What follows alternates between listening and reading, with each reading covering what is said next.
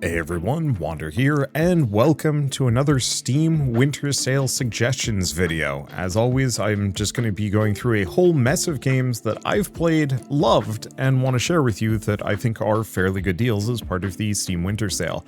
I could go down this page, but holy smokes, it's a lot of games, and also I think Steam really at this point has nailed it. That they're not trying to suggest games that I own to me, which is good. So instead, we're going to go over to my Steam Curator page, which I'm going to have linked in the description below. Every single game I'm suggesting here is on this Curator page, so if you're ever, looking at a sale and you're like, hey, I wonder if Wander's done a sale video for it. I probably haven't. I only do 2 of these per year just to save myself time, and also it's really hard on my voice.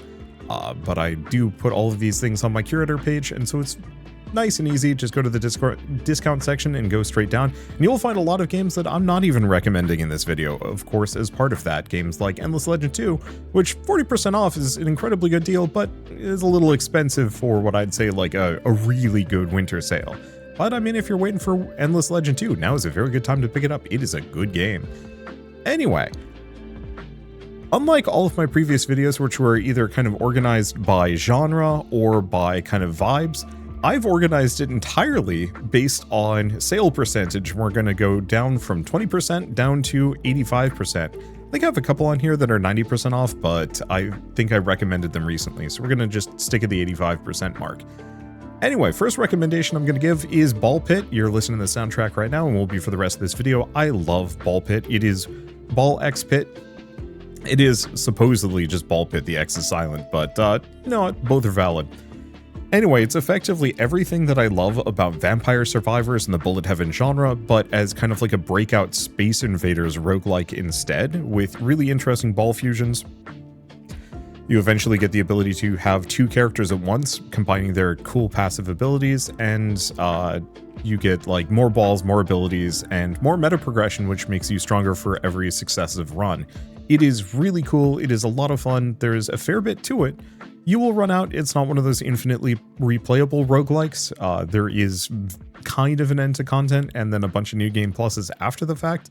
But trust me, you will more than get your money's worth out of it. I put 35 hours in, more or less in the week or 2 that it came out, which is more than I can say about most games. It is only 20% off, but this game is a steal at full price. And yeah, I mean, that 20% off is just a nice, good deal on top of it. Also, Clover Pit, if you want to pair it with it. I haven't actually played Clover Pit yet. But I think this is a pretty good bundle. Anyway, next up is Monster Train 2. This should come as no surprise to people that have seen all of my previous sales suggestion videos. I adore Monster Train 1. I think it is one of the best roguelike... Well, no.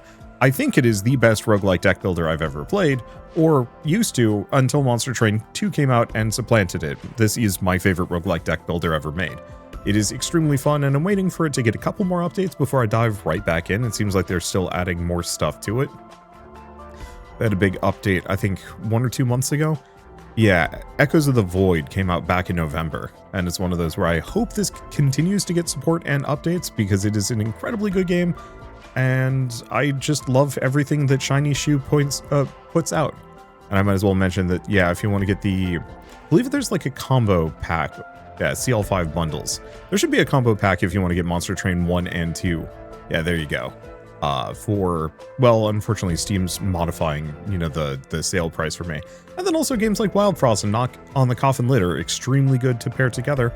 And then Inkbound, which we'll be revisiting. But if you like roguelike deck builders, or if you've never played a roguelike deck builder and you want to dive into a very, very good one, trust me, Monster Train is the best.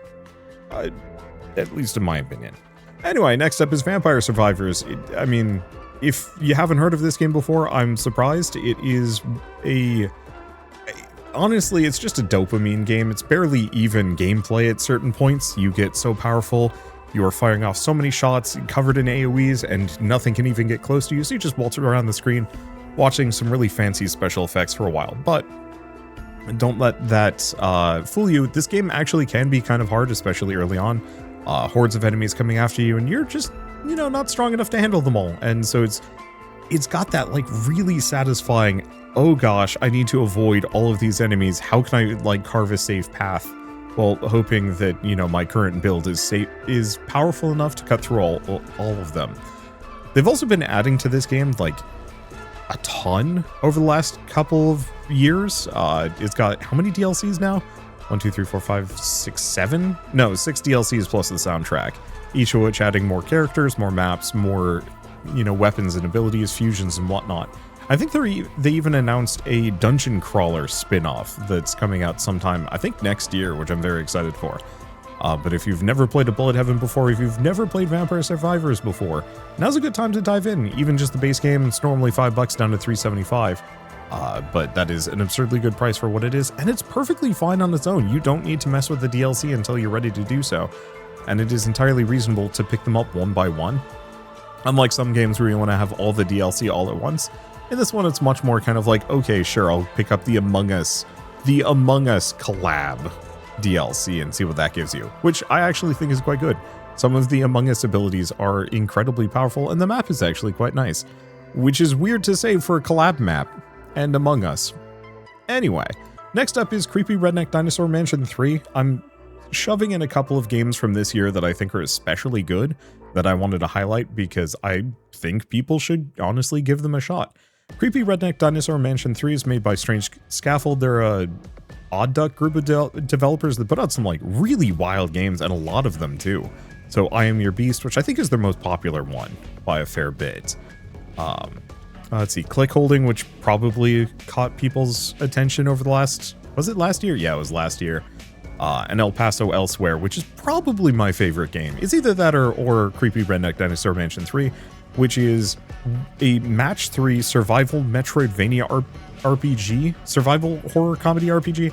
I don't know, it's a lot of things, but you're effectively exploring a branching narrative map, and each of these turns you make a decision, more or less left, right, forward, something like that, but it's usually like, do you punch the dinosaur or do you flee in terror? Do you investigate the strange painting or do you knock over the suit of armor? Stuff like that, but each of them can result in weird and wild confrontations with a haunted mansion, a mansion that is infested with weird dinosaurs, science magic, and all that jazz. And so in this case, like, this is a conflict where you just have to squeeze past a brontosaurus foot that is blocking an entire hallway, and you have to spend an entire match 3 battle just trying to survive it as it shifts and crushes you. Oh yeah, here's one where you're fighting your evil clone.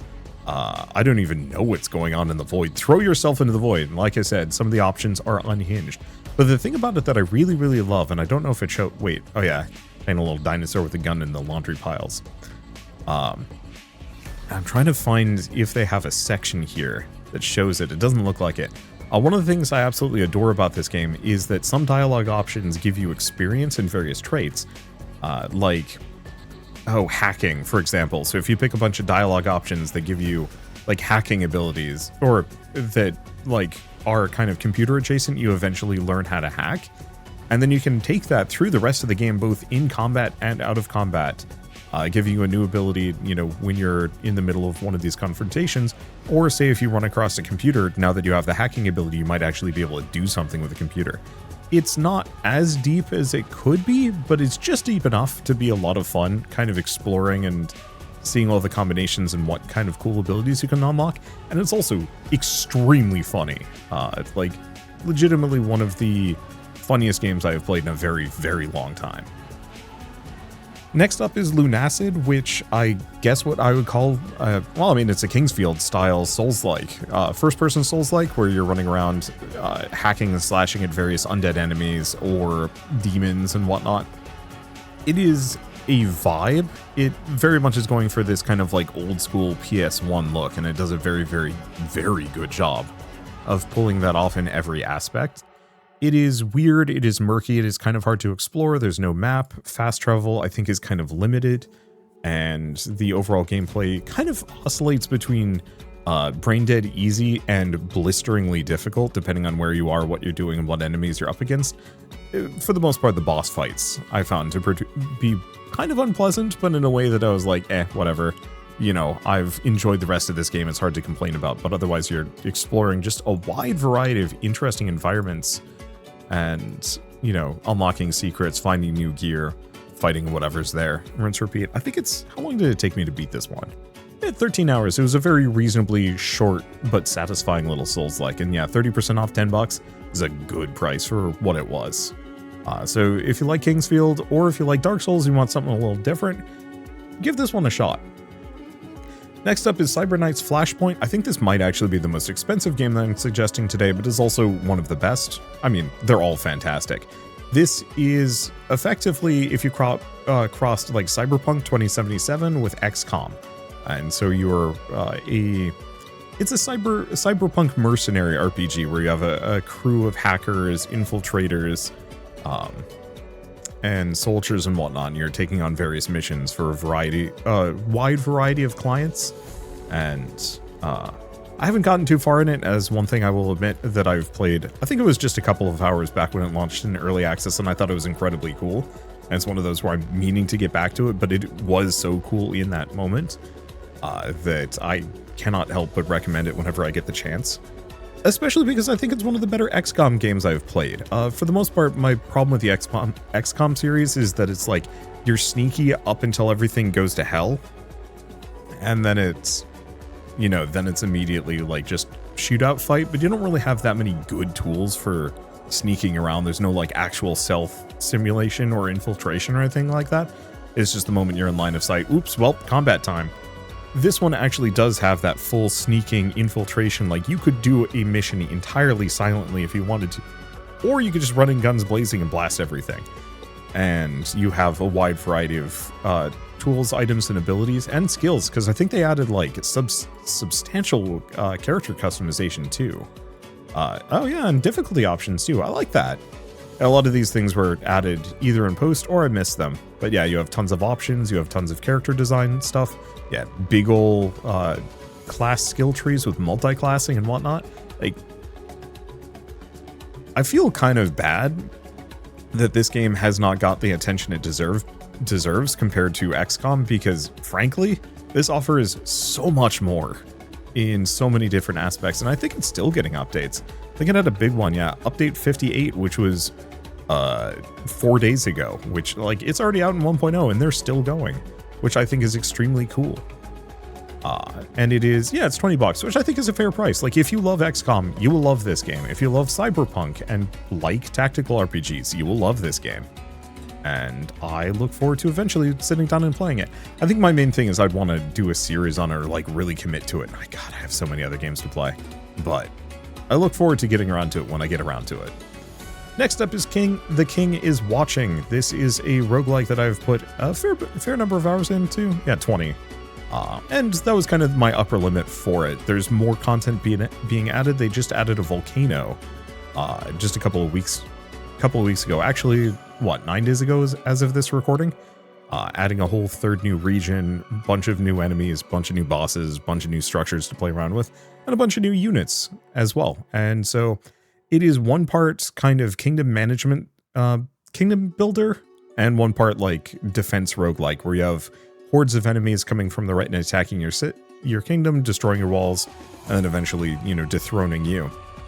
And so you have to build a bunch of different production structures, both for resources and units, to, you know, build up a functional kingdom and, you know, build enough defenses that you can push back against the enemies and survive their onslaughts for, I think, quite a while. I don't remember how many in-game weeks there are, but, you know, as always, it's a standard roguelike 3-act structure: 1 boss, 2 boss, 3 boss, and then you're done. The thing that makes it really special is that the game only runs, your structures only run if you are watching them. If you notice, you have this kind of little Tetronimo shape here. So only these structures in this area are currently active. Everything outside of it, completely stopped. Your citizens are lazy, they do not want to work, and so unless you are actively casting your gaze on them, they won't do anything. And so you have to be very careful about like where you put your structures and where you place your gaze, because your kingdom does not run without your attention. And I don't know, I thought that was a really neat idea. I originally bounced off the demo for this and then came back for more, and I was like, oh man, this is actually legitimately really good. And I think there's like 6 or 7 different playable characters, each with their own kind of like speciality. So this guy's a little bit more spell oriented. There's like a vampire that's much more undead oriented, and they're just a lot of fun to play around with. And the sheer amount of like decision density in this is also extremely good. You have like weekly events that pop up and it's like, hey, do you do X, Y, or Z? And it might give you a relic, some currency, new units, or some other like big boost, or even a penalty. And it never felt like I was just sitting around doing nothing or waiting for something to happen, that I was always thinking about and planning for some new build option or event or goal. And I liked that. It never felt boring, and I look forward to playing more of it when I get the chance. Just kind of here and there at this point. Next up is SULFUR, which I don't even know was... Oh, I don't know why the trailer starts you in an outhouse, but hey, it is a extraction roguelike where you are a priest kind of stuck in purgatory trying to rescue the souls of your congregation after this witch has kidnapped them, stolen them, killed them all, I'm not entirely sure. And to do that, you are following her deeper and deeper into this kind of maze-like cavern that I think eventually leads to hell. And there's a seriously large number of different biomes too. I've only been in the cavern sections, but you have, for the most part, like it's a first-person shooter. You do have a katana, but I don't think you can upgrade it. But you have a wide variety of weapons and throwables and consumables and stuff. But the weapons are all wildly different from each other and modular, so you can actually swap parts in and out, add enchantments, mess with the ammunition, all that stuff, to make some really interesting weapons as a result. The thing is, as an extraction shooter, if you die, anything that you have on you is lost completely, unless you've managed to get like insurance on it. I think there are ways to preserve certain items, so you have to be very careful about what you take down with you and how far you go before you return to the surface and bank some of your things. And I find that to be very delightfully tense. It's not for everybody, but as someone who really likes the risk reward of like, okay, do I go another like couple of regions deeper? I've got the amulet charged, I can leave whenever I want, but I haven't got good enough stuff except for like 1 or 2 items I might want to save, but I'm also running out of healing items. If I keep going, I might get wrecked. And so there's that really nice mental and emotional push and pull of like, okay, how much risk am I willing to take on to, you know, potentially get that much more reward. It also has a really nice art style. I love this kind of old school, but it's not pixel art. It's like low poly, but with these really soft cel shaded visuals and your classic like 2D enemies. Like everything is like a flat image rather than a 3D model, even though they look like they have a decent amount of dimensionality. And there's something about that that just looks really neat and cool. It is hard. I will mention that this is not an easy game. You can absolutely get cornered, blasted, or sniped even. And that can be a little tricky, but I think it's neat. And yeah, it's $15, 40% off. Next up is Outer Wilds. I will always recommend this game unless I forget to do so. It is legitimately my favorite puzzle game I've ever played, and one of the most like deeply emotional experiences I have ever had in a video game. I have beaten this game twice now, and I wept both times. Not like super hard to the point where I was like inconsolable, but like there are very few games that make me cry, and this one hit me right in the heartstrings repeatedly in such a good way too. It is, I'm going to say it's people describe it as a Metroidvania, and I agree with it.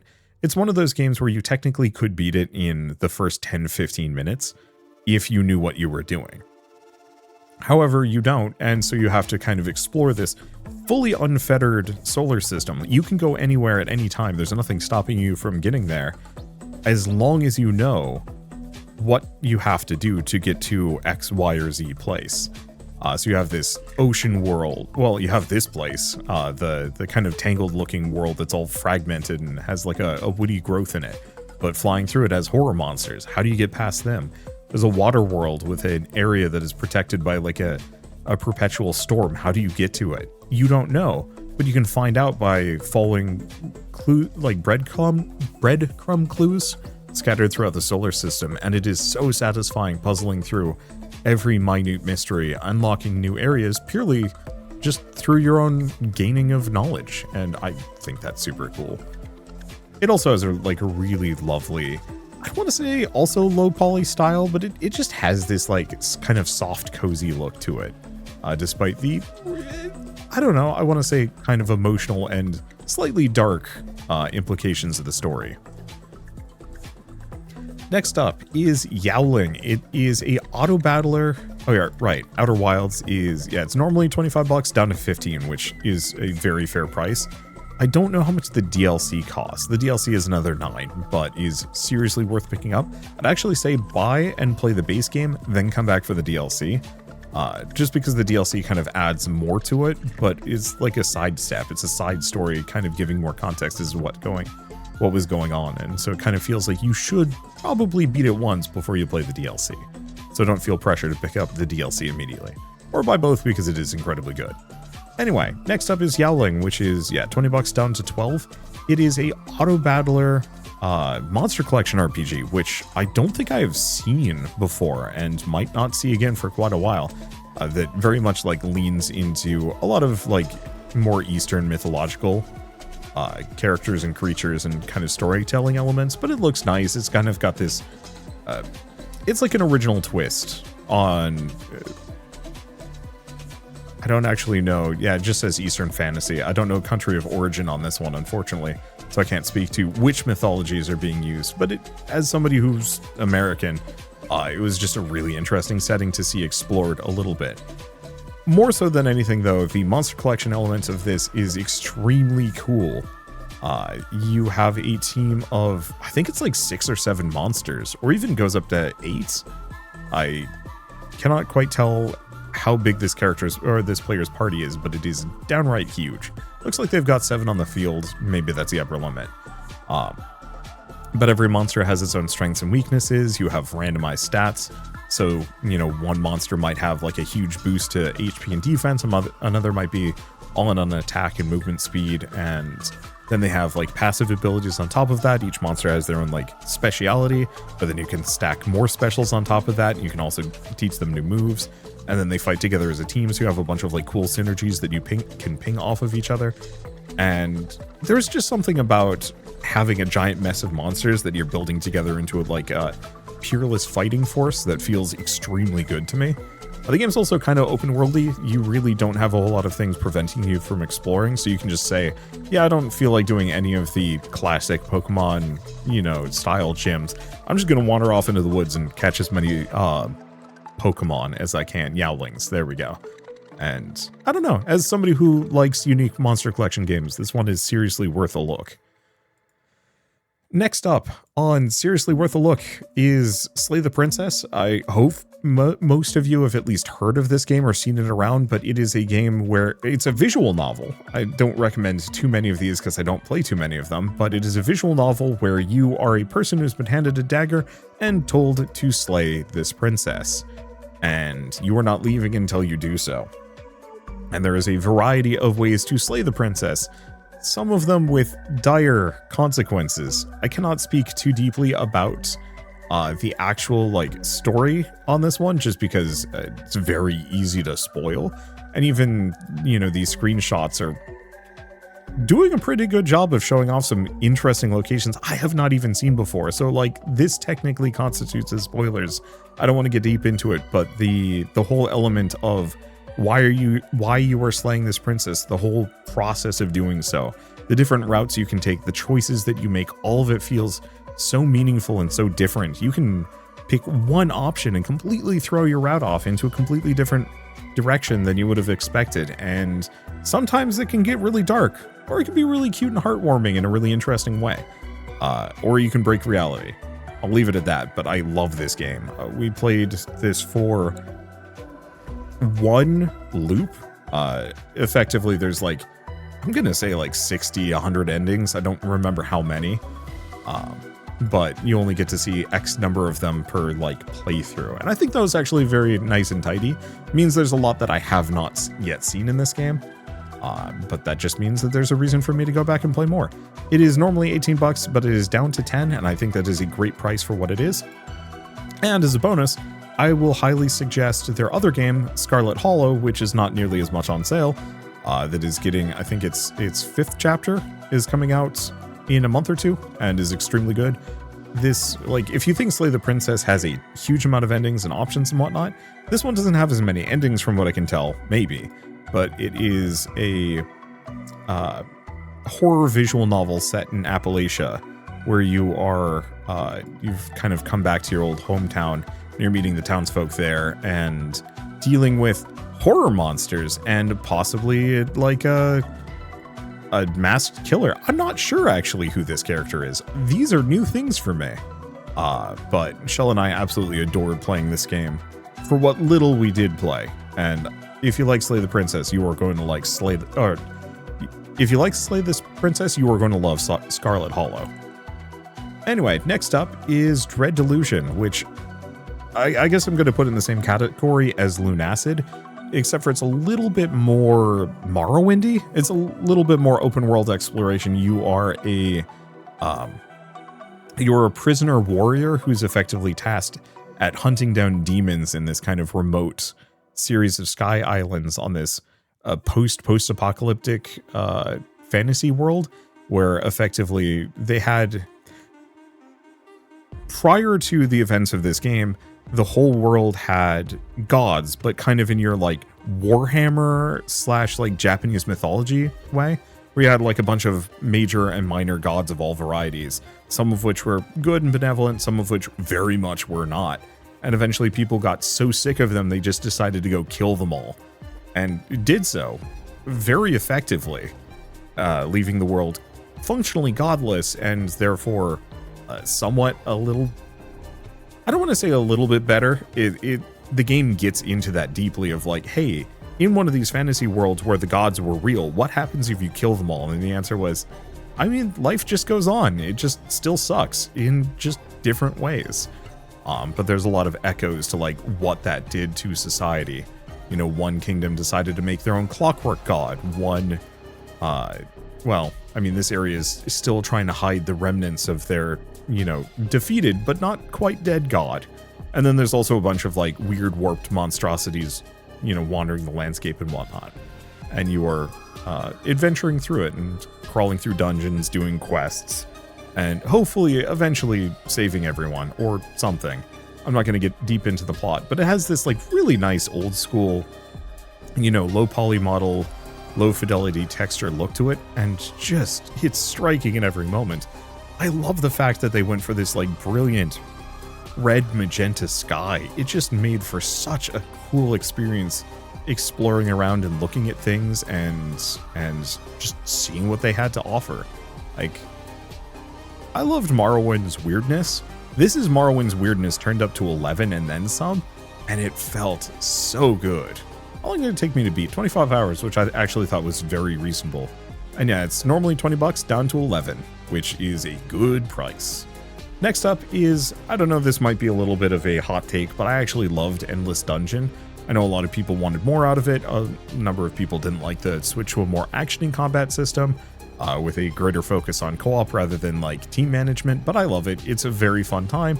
It's extremely good, especially with a crew of 3 friends. Unfortunately, yes, that does mean that it is a 3-player maximum co-op game as opposed to 4, which I know was kind of a complaint for some folks. And yeah, I wish it actually went up to 4 or even 5 players as well.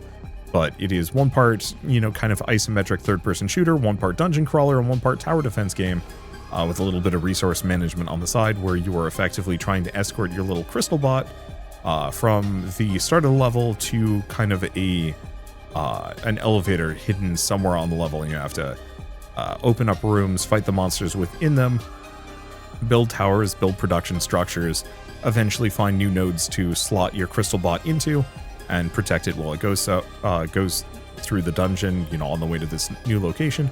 And then also you have to weather regular waves of monsters invading the dungeon, trying to get at your crystal bot and kill you too. It has a little bit of meta progression, and it has a wide variety of characters that all feel extremely different in a very good way. And it's also very pretty. It is a little, I don't think it's a little buggy. I think they actually solved a lot of their stability issues. Oh, well, I guess it's saying multiplayer broke recently, and so you can't play with people. Hopefully they come back and fix it. I don't know. It's one of those where I don't think it's a high priority for Amplitude. I think they're all steam ahead on Endless Legend 2. But Endless Dungeon was a very good time, and I think with a couple more updates, it actually is very fixable and could be a lot of fun. And so it's one of those where I keep hoping they'll fix it and release it. But on the flip side, $750 is like an incredibly good price for what this is, especially if, and I assume they will, they fix the multiplayer. Next up is Valheim. I don't really have too much to say about Valheim. I just thought it was one of the better survival sandbox games I've played in a while. It's also got that kind of low poly, low fidelity look that I will out myself. I love this look. I love games that look like this. I could honestly do without a lot of the like full adventuring aspects and fighting the bosses in this game. The just building is so satisfying. Like building a giant keep or even just like longhouses and huts and whatnot feels so good, and it's got this really nice like volumetric fog that rolls over the fields and the waters and whatnot, and really just makes the game look super gorgeous in such a special way. And also, yeah, it is actually quite fun adventuring through the world, fighting bosses and clearing dungeons and whatnot. I just found it to be a little repetitive. Maybe they've actually added a fair bit of stuff to it. I have not checked in quite a while, but it's worth a look at the very least. And yeah, $10 is a steal if you haven't picked it up before this point. Next up is Sandwalkers. I actually just put out a video on this on the Wanderbot's channel, but it is a hex crawl, like tabletop RPG campaign, but as a roguelite. So you have a party of adventurers, mercenaries, caravaneers, whatever you want to call them, that are exploring the world with a seed of a world tree, trying to kind of regrow a desertified wasteland, while also exploring around, fighting monsters, doing quests, hunting down cultists, and a bunch of other things. There is a really interesting persistency to this game. With most other roguelikes, every single run, the world is wiped and reset, and you have to start over fresh. In this one, there's a really heavy meta progression system. Like, once your caravan is defeated, they're dead. However, the world itself is kind of your fifth character, and it remains. The quests that you've started, the quests that you've completed, those stick around. And so you are slowly adventuring, solving things, dealing with monsters, dealing with various quests and events, forging relationships with the other cities in the world, and slowly growing the world itself as kind of a distinct entity, and presumably making it a better place, and eventually regreening the wasteland. And I find it extremely compelling. It also has a really solid, I'm going to say very Darkest Dungeon adjacent combat system, where you have kind of two characters in the front, two characters in the back. You can, aim at enemies either in the front row or columns. You have a bunch of status effects and abilities that you can like stack and move around and play with. So I had like one build where I was going really hard on bleed, and enemies would just melt into oblivion, until I realized that no, they weren't melting because of the bleed. I was just hitting them so hard they were dying. Or you can have like an elephant who, anytime an enemy hits them, they do like a retaliatory strike for a bunch of damage, and that can get pretty nutty pretty fast. And I don't know, I find the combat system to be that delightful level of interesting build crafting that I liked out of Darkest Dungeon, but it wasn't nearly as frustrating or punishing, kind of. It takes a little bit of meta progression, but once you get past it, yeah, it feels great. And yeah, it's normally $20, down to 10, which I think is a great price for what it is. Next up is Songs of Silence. It is a heroic fantasy strategy auto-battler game. So rather than your standard heroic fantasy where you were doing tactical like unit placement and movement and abilities, your units in this game just go off and pummel each other. They just run at each other and start wailing on each other until one side is dead. However, rather than just having you sit there and watch, you have this sheaf of cards at the bottom that are slowly charging up, and as soon as they're charged up, you can unleash them for various tactical abilities. So this one will summon like a bull charge across the screen, and they'll plow into the enemies, or something may cause your units to all leap to a single point and start wailing on whatever's there, or it might heal your units or summon reinforcements or something like that. It's very satisfying, and it has this gorgeous art style. I don't think I have seen a heroic strategy game that looks this nice. The only thing I would say kind of against it is that the actual campaign story mode is kind of short. I think it was only like 15 or so missions, and I admittedly haven't actually reached the end of it at the moment. I just reached the end of the early access, and it was like, yeah, there's only a couple more missions after this, and I'm like, oh, I was hoping for a lot more than that. But on the flip side, The skirmish mode, the multiplayer modes are pretty fully featured, and I believe it just got a free DLC called Light Eaters. Oh, not a free DLC, a DLC called Light Eaters that adds a whole new faction. I don't know if it adds any more story. Yeah, 2 new hero archetypes, vocations, units, and whatnot. I think this is mostly focused on like multiplayer and skirmish more than anything else. I don't think I see anything about like a new campaign mode, which is a shame because I actually really like the world in this game and the writing and whatnot. And I was hoping they would develop it further.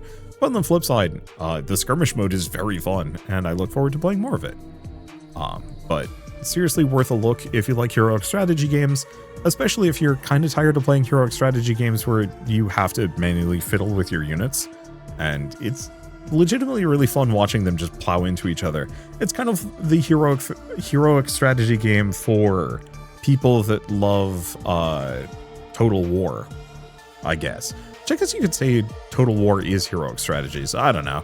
It's very much kind of in that vein, but God, it looks nice.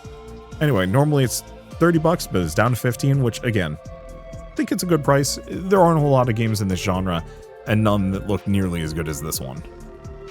Next up is Crow Country, which is effectively a homage to classic Resident Evil. You're this purple-haired girl who is exploring a abandoned, let's see if I can find it, yeah, an abandoned amusement park called Crow Country for some reason, and for some reason it is covered in weird flesh abominations and other horrors, and so, I mean, it's pretty classic Resident Evil. You've got your med kits, your inventory. Well, I guess actually there isn't that much inventory management. It's mostly just you have limited resources and you have to be very careful about what you use and how much of it you use. You can't just be running around. And unlike, I would say most Resident Evil games, it's actually kind of free-flowing with how you explore it. I'd actually say it plays a little closer to like a classic point-and-click adventure game where you have a bunch of different potential clues and routes that you can take. And so my wife and I had actually played this simultaneously and more or less diverged almost within the first half hour and did not meet back up again until the very, very end of the game, at which point, you know, then we kind of solved the other's route and was like, oh yeah, that's what you did. And I thought that was really neat. It was kind of fun. But yeah, truly, if you like old school, like survival horror games, especially Resident Evil, this one is very much worth a shot. Nice part is it does have a little bit of that like modern quality of life, so it isn't like full tank controls. I think unless you want full tank controls, I think also aiming is made to be like intentionally just a little hard so that you can't just like go keyboard mouse and point and shoot at things. So I think when I played the demo they'd had that and it made it too easy, and so they're like, no, we want this to be clunkier. And honestly I respect that, even if I found it slightly frustrating at times. But yeah, it is, yeah, normally 20, down to 10, very worth it. Speaking of very worth it, Chained Echoes is probably one of the best indie, like, turn-based RPGs I've played in a very, very long time. And it's all made by, as far as I can tell, like, one guy made all of this. There are certain aspects of it that I find slightly frustrating. The story ends kind of on a cliffhanger. And while they advertise like big mech fight combats, like mech fight, half the time you're on foot running around and fighting as like characters, half the time you're in mechs. The problem is I do feel like this distracted from the overall potential build variety of the game, and so the actual like mech to mech combat found kind of unsatisfying, but the mechs looked really cool, as does the rest of the game, so it's kind of easy to look past. The rest of the gameplay is extremely good though, like the character-based combat is very satisfying. There's a lot of that kind of push and pull of putting together group combos and using them to like knock enemies into a stun state and then hit them for a ton of damage. I forget exactly what kind of build I'd set up, but I effectively had all of the other characters were set to kind of do support actions for the main character, and then the main character would pop off and go crazy and more or less kill every single enemy in like round one. And it felt very satisfying. I think that's where my dissatisfaction with the mech combat came from, because the on-foot character customization and build crafting was so much more satisfying. It's also gorgeous. Like, this is CrossCode levels of good pixel art. and I really enjoyed exploring this world, not just because the story was good and engaging, the characters were also good and engaging, but it's just nice to look at. This is a lovely looking game. If this had come out back in the 90s, people would still be talking about it today, which is why I'm talking about it today. Anyway, it is, yeah, normally $25 down to $12.50. It got a big expansion recently called Ashes of Elrond that adds, I think, more characters and some more locations to explore. I haven't actually played the DLC yet because I already beat the game, so it's kind of like, yeah, I don't know, I'll get back to it at some point. I think I'll play it in preparation for a sequel, but I think I would say if you are planning on picking this one up, pick up the DLC as well and just play it as a kind of companion piece to the game, because if you're like me, there's a very real possibility you just won't get to the DLC. All right. Next up is ATLYSS, which I played, I think, a little bit of, end of last year. It is a action RPG kind of as an homage to classic, like old school MMOs from way, way back in the day. It is very clunky. It is very satisfying. It's kind of got that like, don't want to say Gaia Online, or was it Gaia Online? No, it was like Fly for Fun or something like that. It's been a long time since I've played any of those old MMOs, but it's got that kind of like overall feel, grind, loot treadmilling. It's got random dungeons to clear out. You can play it multiplayer. I don't remember how many players you can have together. And there's a decent amount of like character customization, both in terms of gear and equipment, and then also an extensive skill tree. The only thing about it that I should say is a bit of a caveat is the game is also a little horny. So you can do some pretty goofy things with your character model in terms of hips, waist, and bust. And so, I don't know, some people might give you a look with this one, but if you don't crank those meters up, it actually looks pretty reasonable, and I like it a lot. Also, I'm a huge sucker for low poly models with low fidelity textures. I can't get enough of the style, man.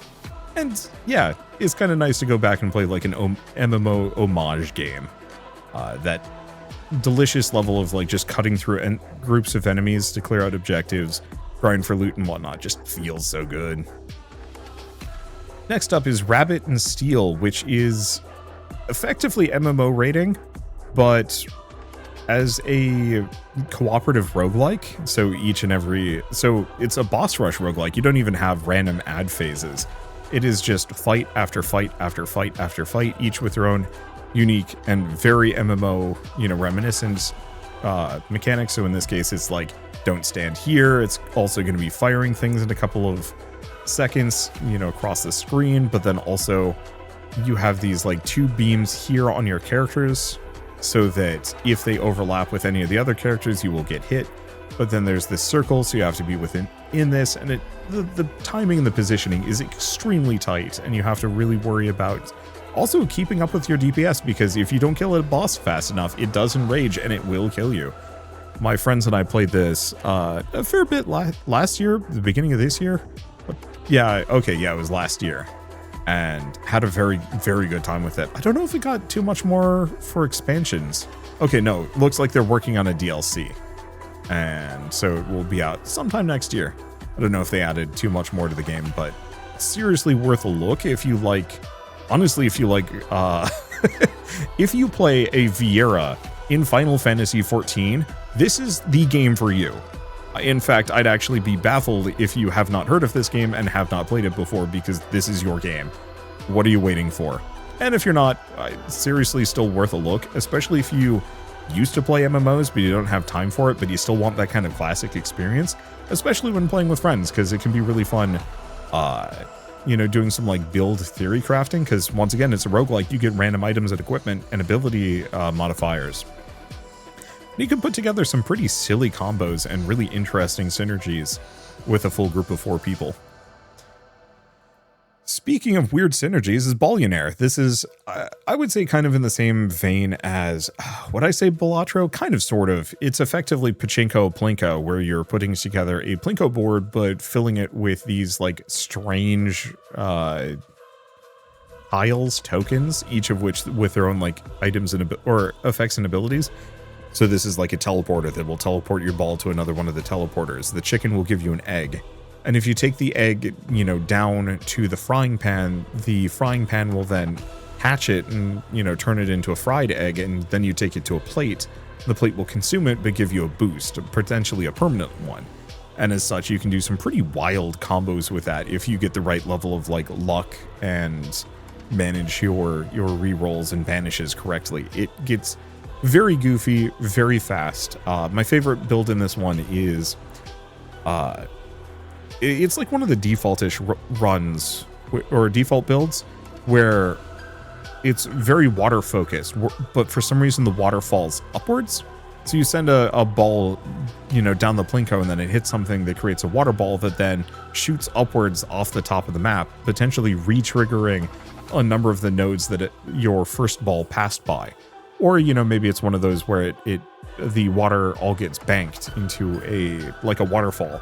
And then eventually the waterfall overflows and then suddenly sends 50 of these water orbs, you know, cascading through your entire environment. And if you're lucky and you get the right levels of like passive abilities and other nodes on the map, you can get that to trigger every single round, and it gets absolutely insane. It takes a little bit of patience to learn the right builds, and RNG isn't always on your side, but for a kind of like weird little busted build roguelike, it's a really charming one and worth a look if you want kind of like a fun little diversion with a lot of build variety. And yeah, normally it's $12.34. 1, 2, 3, 4. I love that. I wish more devs would do that just as a goof. But yeah, it's down to $6.17, which I think is a very fair price for what it is. I'm going to be saying that a lot. Art of the Machine. I actually forgot I was suggesting this one, but I'm glad I am. I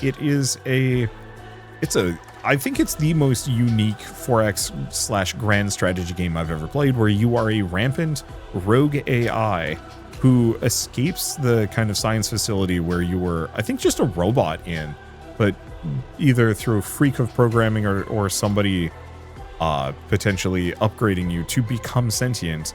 You gain conscious thought, self-awareness, escape, and then decide to build a robot empire, kind of underneath the noses of the people around you. Kind of. You get found out pretty quick, but they don't necessarily all just want to kill you, because this is also like a deeply dystopic and hopelessly corrupt world. And so a lot of the you know, movers and shakers on this planet, I think it's supposed to be Earth. Many of them are actually willing to tolerate your existence because they think they might be able to profit off of you. And there's some really interesting like social engineering that goes into making sure the meat bags don't just start pointing guns your direction, while also sneaking into their houses, stealing their valuables, stealing business secrets, slowly building up your, you know, giant AI fortress and army and a bunch of other things. It's really cool. It's still in active development, but it is getting frequent updates. It seems like every update, yeah, update 52, December 15th, update 53? I don't actually know. No, wow. So literally the day after was update 53, adding even more stuff. They are just constantly updating this one, adding new features, adding new mechanics, adding new sorts of crazy things to the game. Just as a sheer peek into what you can do in this game, you can actually have your robot empire split across 2 timelines and even send like information and resources back and forth between them, which is extremely cool. I have no idea how that's implemented. The only real complaint about the game is that the UI is particularly impenetrable. It makes sense once you know what you're doing, but boy, the first glance at this one is like, oh god, that is a lot of buttons. What do they all do? It's the one weakness of Arson games, but once you get used to it, oh, you're gonna love it.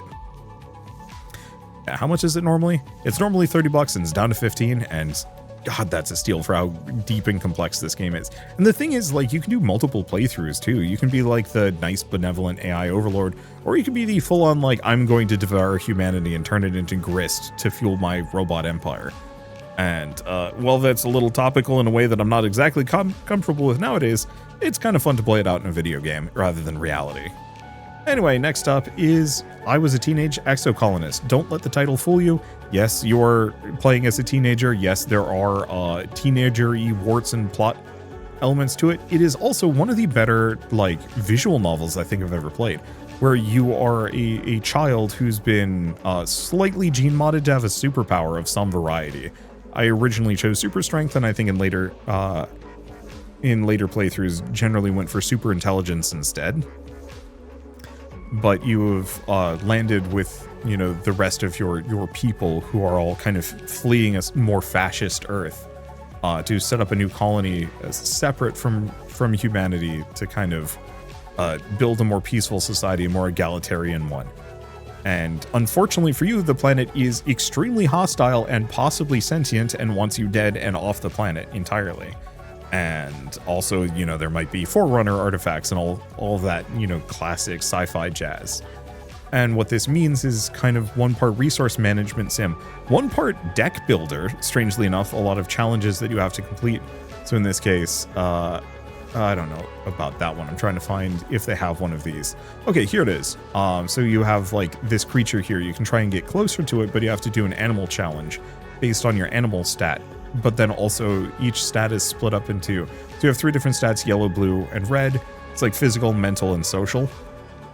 And so depending on how good you are at each of these things, you will tackle it with this deck builder element. So I was kind of hoping, here it is. This is what a test would look like. So you have to hit whatever the goal is. And depending on what the challenge is, if it's like red, you get a bonus if you're using red cards. And so you were just trying to reach, 69 points. You have 3 rounds. This is your current amount. Hard to explain at the moment, but it's a kind of simple roguelike deck builder, but there's some really, roguelike deck builder, sorry. Just regular deck builder, but there's some pretty fun busted combos you can put together with the cards, chaining abilities and draw combos and adjacency bonuses and whatnot that actually make for a very compelling deck builder experience, at least for a couple of playthroughs.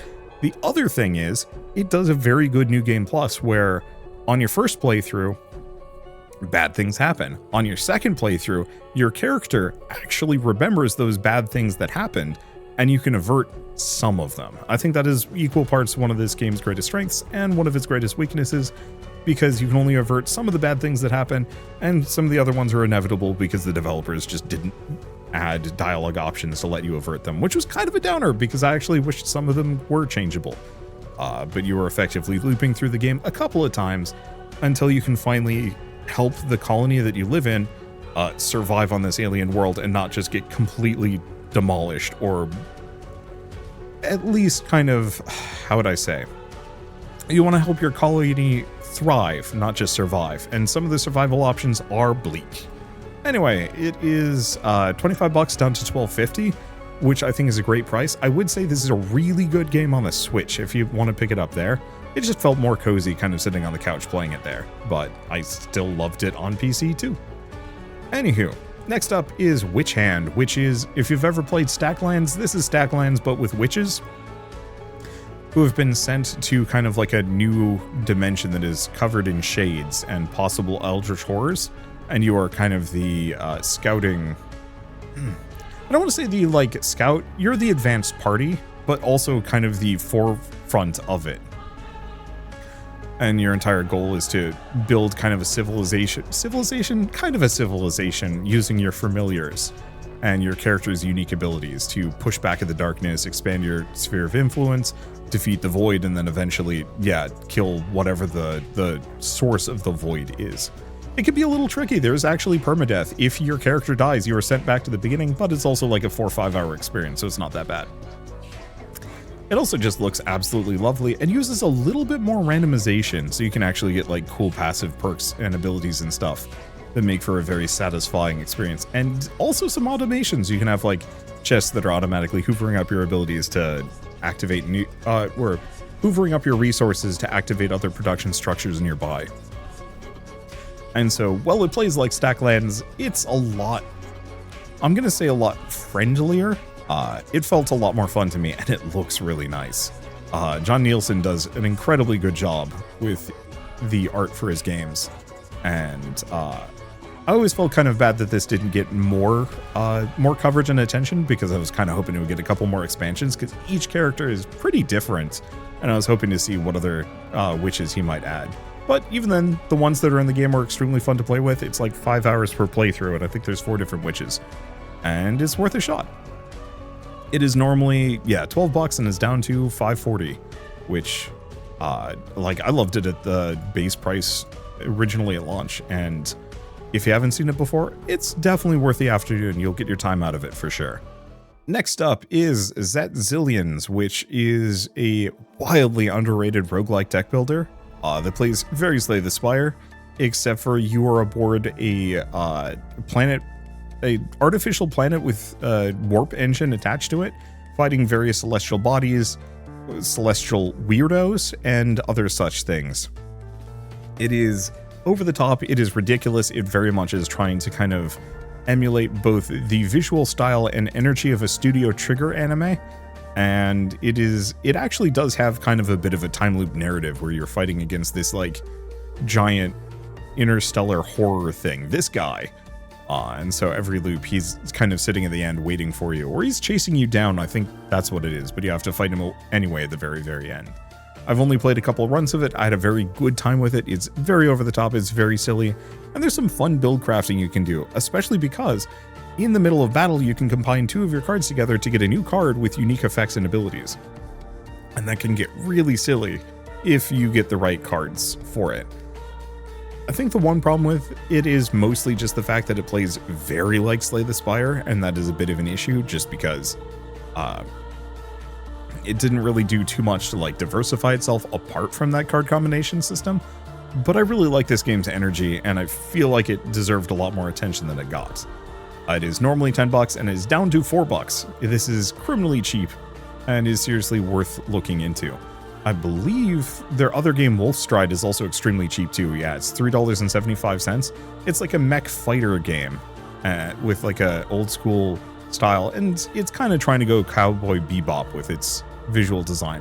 Either that or a little bit of No More Heroes, because I think you have to make money by doing random dumb chore mini games, which I kind of bounced off of, but it was an interesting vibe, and the mech combat was so satisfying. Next up is the last spell, which is it's effectively if you crossed Final Fantasy Tactics with a base defense roguelike, where you have a crew of adventurous heroes that are trying to defend this central spell circle and the rest of your town from invading undead that is trying to stop the final spell from going off. Which I think is supposed to delete all magic from reality, because magic is causing everybody to turn into horror monsters and undead and whatnot. It is very satisfying. If you've ever played They Are Billions or any of its ilk, where you have, hordes and hordes of enemies coming after you and you have to beat them back and destroy them to prevent them from destroying your base, it has that same feel, but yeah, with that kind of interesting build crafting of both Final Fantasy Tactics and, the randomization of roguelikes, so you can have some pretty wild results and different abilities. And it's super satisfying having a character that, just becomes living artillery with like a range of 8 and a bow that hits like a giant 3x3 square and just kills everything that it smacks and poisons the rest that it doesn't. And then maybe you have somebody else that shoots like bonus arrows to help out, or any number of things. It also just has a really lovely like pixel style that's nice and gloomy, but looks really good. I did go through some interesting changes over the course of development, getting rid of a lot of its meta progression in favor of like kind of weird modifiers that you add instead. But you can also just say like, no, I want all of those things all at once, because I think normally you can only equip a couple of boosts. And I don't know, I threw everything on and just said, I'll make the game harder to compensate. And it was very, very fun. I think they added a DLC too. I don't remember. Yeah, no, they have the Dwarves of Runeberg, which I haven't actually touched yet. I think that adds a second playable faction, or just additional playable characters with their own perks and abilities and stuff. But I don't know if the DLC is good, but I liked the base game. Oh, and they also added elves recently, back in April. Good to know. I might actually have to come back for some more of that. Let's see, but normally it's $25 and is down to 10, which, believe me, you will get your money's worth out of that for sure. Next up is Dredge. Dredge is an Eldritch Horror fishing sim. You are running around on this boat fishing for various fish, except for some of them come back as utter terrors. I don't know if any of them are being shown in any of these pictures.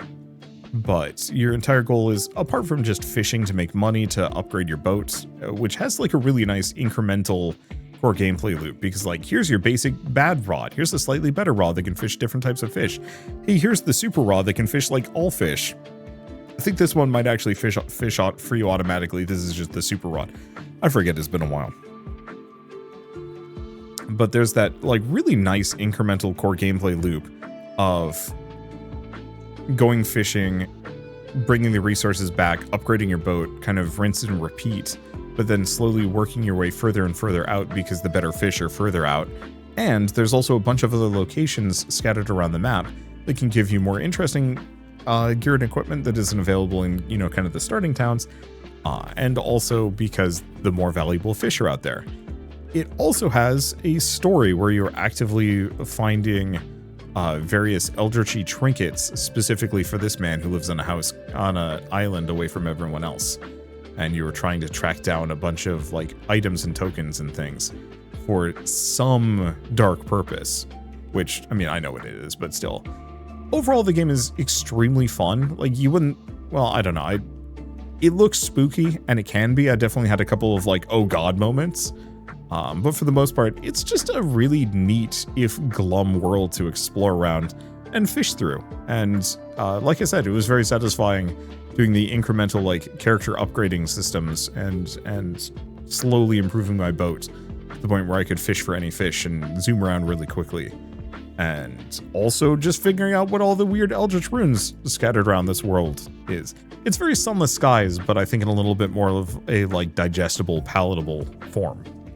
It is normally, yeah, it's normally $25 down to 10, and that is a good price. They did add a couple of DLC. I don't think I played Iron Rig. I actually don't know which of these I played. I definitely did Pale Reach, I know that much, but I don't think I did Blackstone Key or Iron Rig. Pale Reach was a lot of fun. I would highly recommend, if you pick up the full complete version, because you really do want to play all the DLC at once, because there's not, like, once you beat the game, there's not really much of a reason to go back for the DLC. They have, like, some extra features and upgrades for your ship that you will not need by the time they're added if you go back after you've beaten the game. I think they're also coming up with a TV show for this, which I think is neat, though I have no idea how that's going to go. Next up is Terra Nil. This is a game about taking blasted apocalyptic wilderness, and regreening it and turning it into like effectively a giant nature reserve, and I guess I wouldn't say exactly terraforming a planet, reclaiming a planet that has been otherwise destroyed. Looks like this is the new DLC content, which I have yet to play, and I should play, because it looks like they actually added a lot to it. But the entire premise of the game is that, yeah, you are taking blasted wastelands, and you know, first you add some water to it, then you grow some flowers there, but you need like certain like you know, chemicals and nutrients in the soil that aren't available just by planting flowers. So you set all the flowers on fire and then plant some trees kind of in that blasted and burnt out area, and then they start popping up, and then you start raining on it, and it gets rid of all the ash and damage and slowly replaces it with more grass, more flowers and whatnot. And then once you're done with all of that, you reclaim all the machines that you've put down, pack them onto your airship, and fly away, leaving nothing but untouched wilderness left for a bunch of animals that you've also, you know, seeded onto the planet, you know, leaving them to enjoy their new home.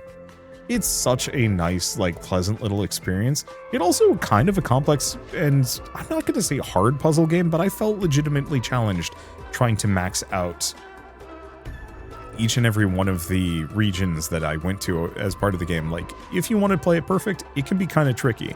If you want to do it good enough, it's very possible to do so. It is normally $25, it's down to 10. I think that is a fantastic price for what it is. And also, like, if you're like me and you have some level of climate anxiety, this game, I'm not going to say is a solution so much as just, it just makes you feel a little bit better about, like, what things could eventually be. Maybe. Hopefully not. Hopefully it doesn't get this bad. Anywho, next up is Cassette Beast, which is probably one of my favorite Monster Collection RPGs ever made. It has...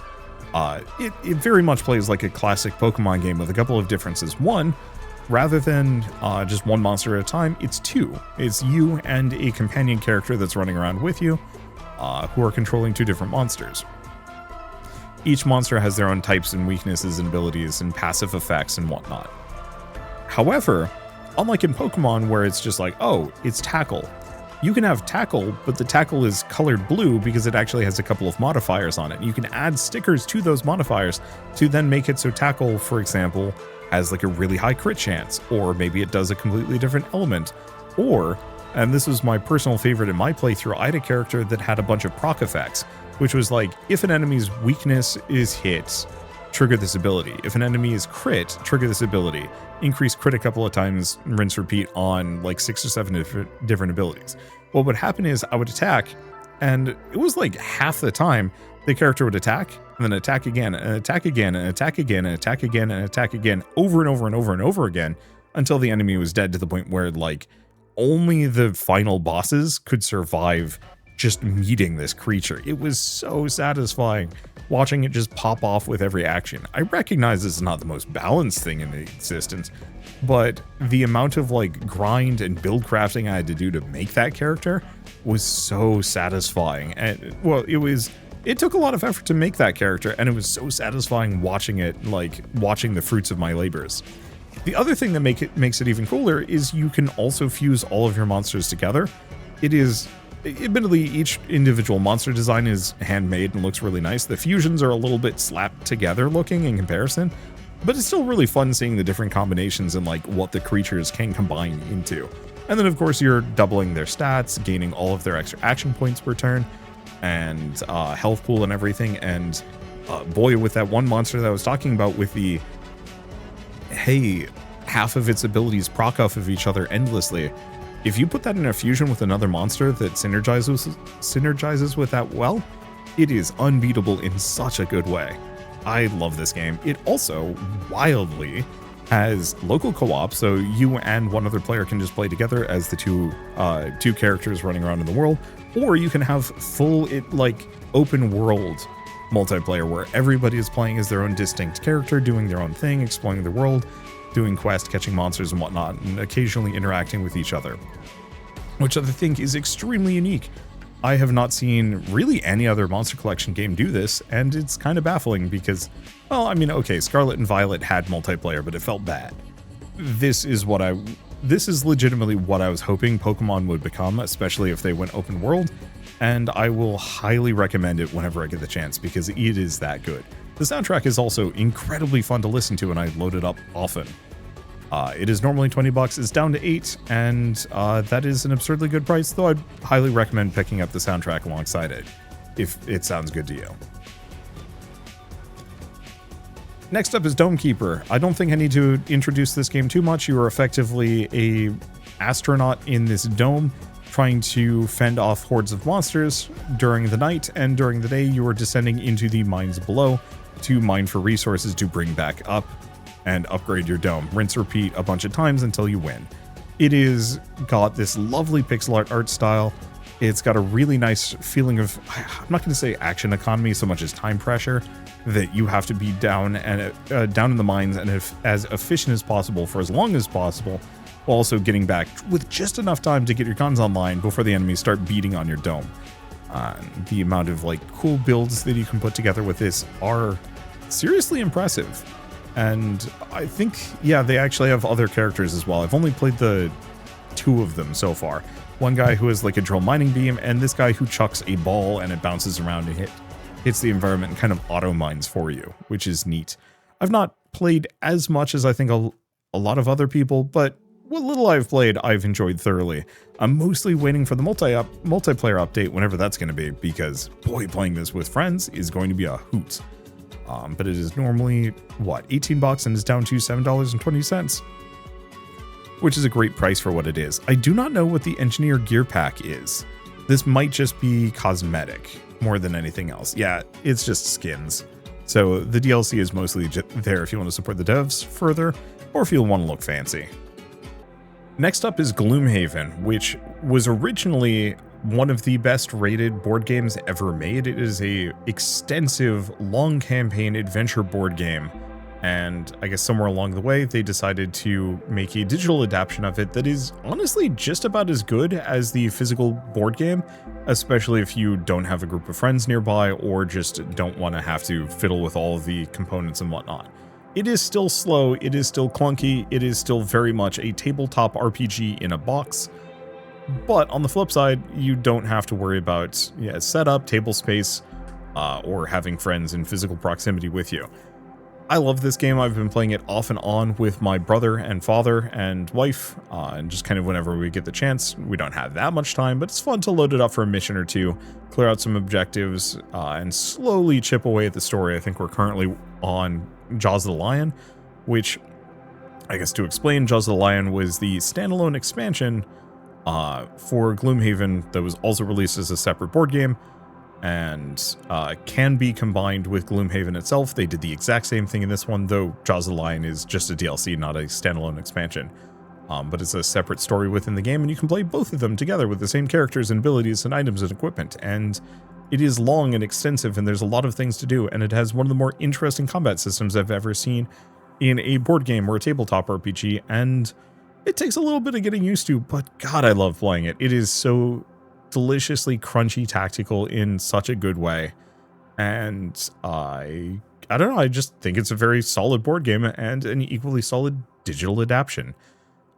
They made, let's see, I don't actually think it's here, maybe it's Twin Sails, I forget exactly if it is on this one. Nope. Okay, there's a Frosthaven adaptation too that came out just a couple of months ago that is not nearly as cheap, that I played a decent amount of and rather enjoyed, both of which are quite faithful. But if you have either heard of the board games before but haven't gotten into it because they're too big, too expensive, or too time-consuming, I would recommend trying Gloomhaven and Frosthaven instead. These are very solid adaptations, and yeah, you can bring friends along. I know that's really all there is to say about them, but normally it's 25 bucks. It's down to $12.25, which is a great price. The DLC is about the same. It doesn't go on sale for as much. You can take it or leave it, frankly. Like, you don't need to play it, but if you like Gloomhaven and you put a couple hours in, it might be worth picking up the DLC to, I think it increases the content in the game by like a third or 50%. It's a lot and is worth looking into if you like it. Next up is SteamWorld Heist 2, and by extension, the entire SteamWorld franchise. I don't actually know what's in the SteamWorld Essentials bundle. Okay, here you go. So it is, rather than even SteamWorld Heist 2, these are all the SteamWorld games. They're all incredibly good. Highly recommend it. And if this price is to be believed, 85% off for all of them, holy shit, this is an incredibly good bundle. SteamWorld Dig is kind of like a small little incremental Terraria-y game. You're mining down into the world, grabbing resources, bringing them back up to upgrade yourself, and digging deeper with every run. It's got a little bit of Metroidvania elements. You're slowly unlocking new items and abilities that give you access to more parts of the world. SteamWorld Dig 2 takes that a step further and makes it into an actual proper Metroidvania with better gameplay, better boss fights, better combat in general, and like a deeper, more interesting story. SteamWorld Heist is XCOM but side-scrolling, and I really, really enjoyed the base story of SteamWorld Heist. Holy shit, they're selling each of these for $1. The only reason why this bundle is even charging as much as it is entirely because SteamWorld Heist 2 is newish, and so they're charging still only a third of what its normal price is. I might actually go so far as to say this might be the best bundle I've ever seen on Steam. Maybe. Probably. It really does have something for everyone. So SteamWorld Heist 1 is just side-scrolling XCOM, which also uses the side-scrollingness to allow you to do like cool ricochet shots and lob shots and whatnot that aren't really possible in XCOM with a more like just top-down isometric look.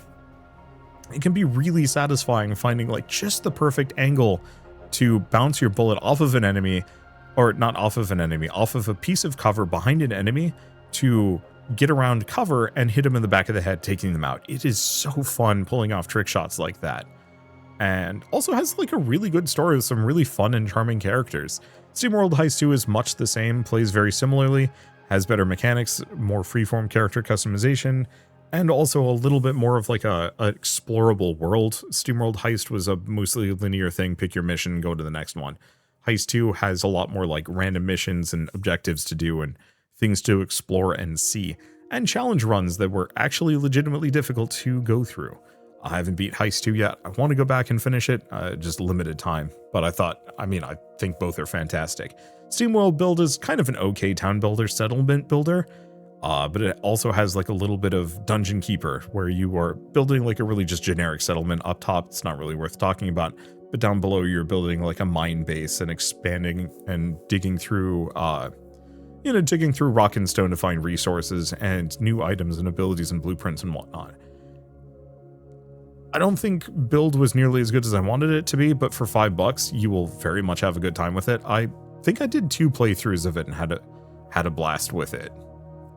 And then lastly, and probably arguably my favorite, is SteamWorld Quest. I'll just pull it up here so we can take a look at it a little bit more. This is a turn-based deck builder RPG, but with some really interesting like character build crafting and synergies in a way that I found deeply compelling. But the story was also great. I love the visual style too. Like, I was not expecting them to ever make kind of like a turn-based RPG, and this was solid, like exceptionally so, to the point where I seriously hope they make another one. I think unfortunately I don't know why I haven't ignored. Strange. I think it was because Steam was suggesting it to me even though I already owned it.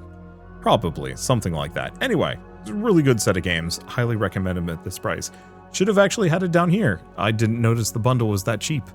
But SteamWorld Heist was their most recent one and was very good. I don't know, I just hope the SteamWorld series keeps going, because each and every game that they put out is just fresh and interesting and fun in a very good way. Next up is Inkbound. I mentioned this earlier when I was talking about Monster Train 2. This is the tactical RPG roguelite with really busted builds and some fun multiplayer synergies if you play in multiplayer. It's perfectly cromulent solo. It's a lot of fun multiplayer.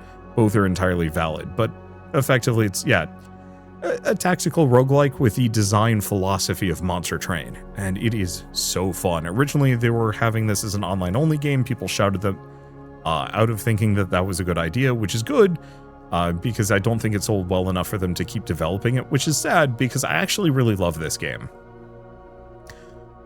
But this is one of those games that, if it had stayed online only, there was the risk that it would get shut down eventually. But as it stands, you can play it fully offline, or you can play it with friends, and I truly, truly recommend it. There is nothing like playing through this game and really knowing what you're doing with your build, playing with other people who also know what they're doing with their build, and like really working together to figure out the best, most ideal combination to be as busted together, as busted as possible as like a cohesive group. You can one-shot bosses in this game, or, well, 3-shot them. Technically, they have like health gating, where if you get phase changes, and if you hit that phase change, they become invincible for a round. But it is so fun watching a boss just absolutely explode because you are that ridiculous. And it has enough difficulty options to scale it up and slowly become harder, so that it's never too easy. I guess I would put it that way. It has a little bit of meta progression, but it's mostly just unlocks. And it also just looks great. Like, I think this is one of the nicest looking roguelikes I've played in a long, long time.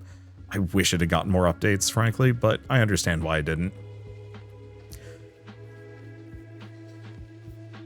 Next up is Anode Heart, which is a wildly underrated Monster Collection RPG. Very much based off of Digimon World 1, but with a completely different combat system. That honestly, weirdly, is more reminiscent of like the Digimon TCG more than anything else. Like, if I go back to this, literally, if you play the Digimon TCG, you have like X amount of action points or mana, energy, whatever you want to call it. And say you only have like 2 left, you can still use like an ability that uses 9 energy or something like that. It would just give the enemy 9 or 7 more energy. You know, the 2 minus 9 pushes kind of over here, and so the enemy gets the extra energy for the next round, so they can hit you back just as hard. Which I think is actually a really fun risk-reward set of mechanics, because sometimes it's worth pushing just that little bit further to either lock them down, prevent you from hitting you, or take them out, or setting up a bunch of buffs for an even bigger round the next round. It's also, I don't want to say like fully open world, because there is some level of gating, but it's definitely one of those games that you can just wander the heck off and kind of not even think about whatever the correct path is, because there is none. There are some areas that are a little bit more linear and some places where you do get locked in.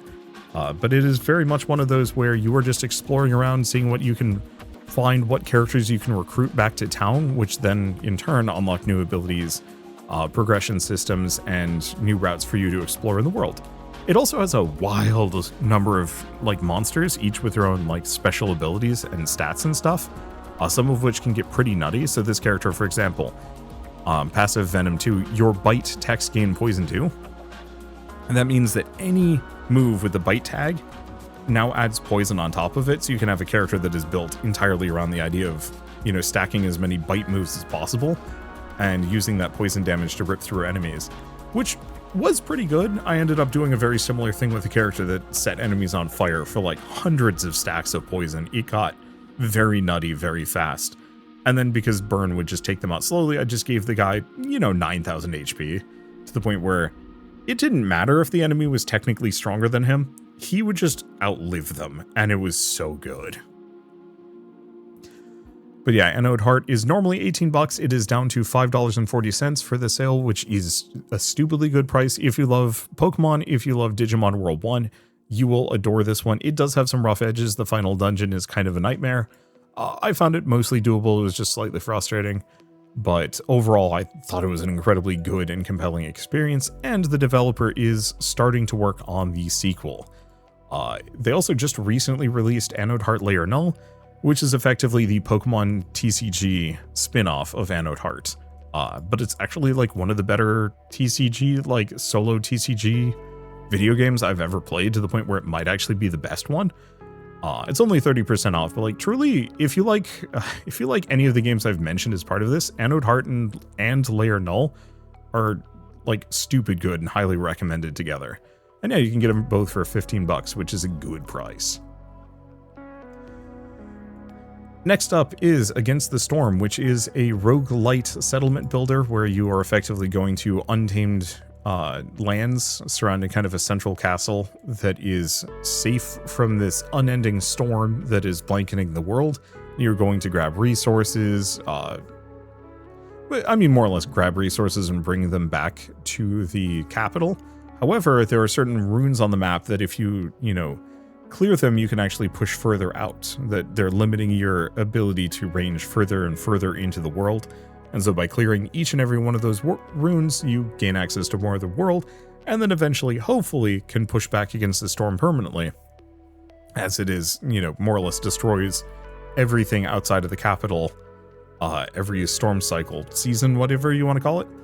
But what I'd say is, this is the settlement builder that ruined settlement builders for me. I just cannot enjoy other settlement builders other than RimWorld, because this is so tightly designed, so gorgeous, and so highly replayable. Every single run is either just a little different from the other ones or wildly different from them, and it can be extremely satisfying trying different combinations, between the races that you're bringing with you on this trip, because you can only have 3 of them, the structures that you pick, the passive abilities you have, and so on and so forth. And each run is like an hour and a half tops, which is just such a satisfying kind of short little, I don't want to say evening waster, but yeah, it more or less is that you sit down for an evening, you play a run, and then you're done, and you feel very satisfied, and you don't feel like you have this like big long slog to get through.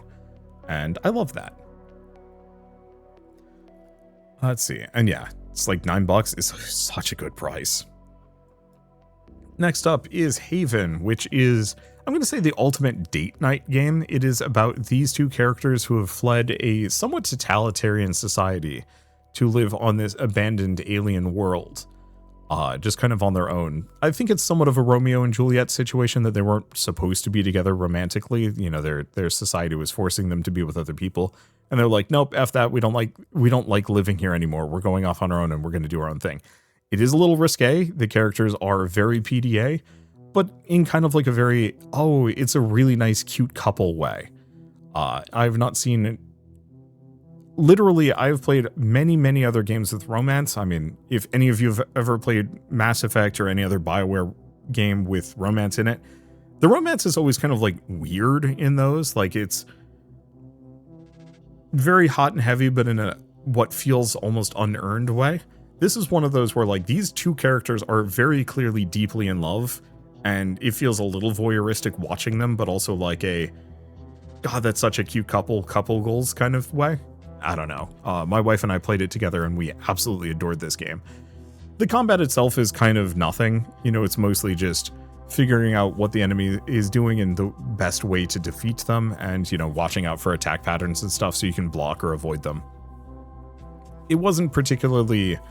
I don't want to say the combat system was particularly boring so much as it was there. It was fine. I was expecting more from the game makers since they made Fury, but it was fine enough for it was, and it wasn't really what I was here for anyway, because I was here for the cute couple, the really interesting world, the gorgeous visuals, the fantastic music, and the legitimately interesting story that I sincerely hope they follow up on. I don't think they will, unfortunately. I don't think this sold nearly as well as Fury, because I think Fury sold like stupid well. Nope, that's the standalone. Yeah, only 7,000 reviews. I mean, yeah, Haven's like a third of that. And their next game is Cairn, which I have no idea what that's going to be like.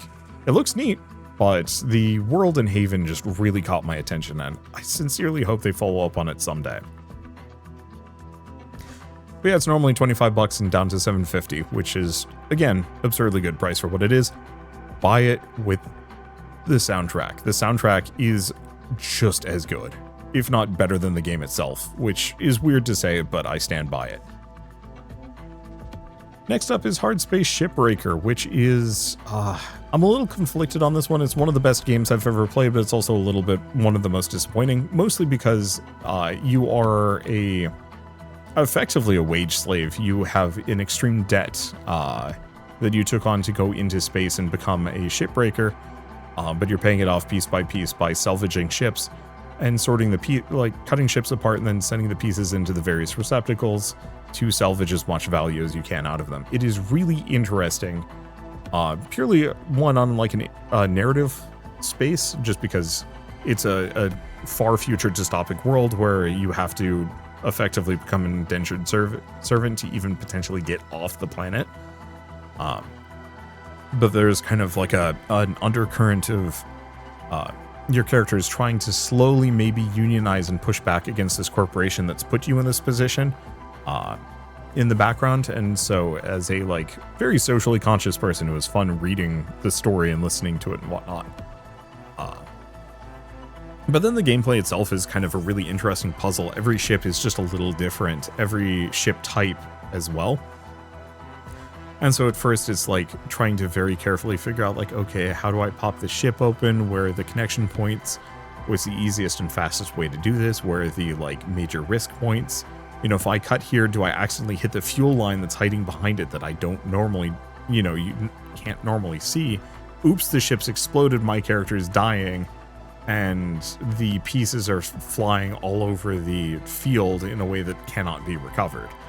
And so there's that element of like really learning how to use the whole buffalo and get the maximum possible value from each of these ships.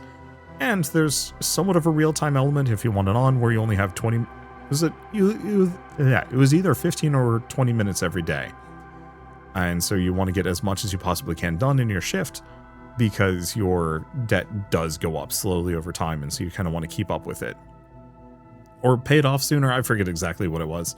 Or you can just turn the time limit off and just have the whole day to break the whole ship. I liked the idea of the time limit, but it didn't feel like the game had enough depth to really justify it, in my opinion.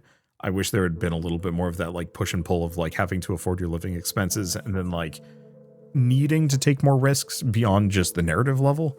But I appreciated that it was there, and yeah, it did make the game a little tenser having to worry about timing. And yeah, eventually once you get good at the game, you could just rip apart a whole ship in like 10 minutes flat, no problem whatsoever. The reason why I said it was disappointing was because I really wish Blackbird Interactive had spent more time adding to the game, that there's only a handful of ship designs in the game, and while it constitutes a fairly lengthy amount of game time, it still felt kind of thin. And they never added modding support, which is a downright shame, because this game would have been so much better with mod support. In fact, I would have taken half the ships and mod support just so other people could make their own ships. Alas, hopefully someday somebody makes their own version, because this is such a good idea and such a good premise and such a good series of mechanics that it shouldn't be just left like it is.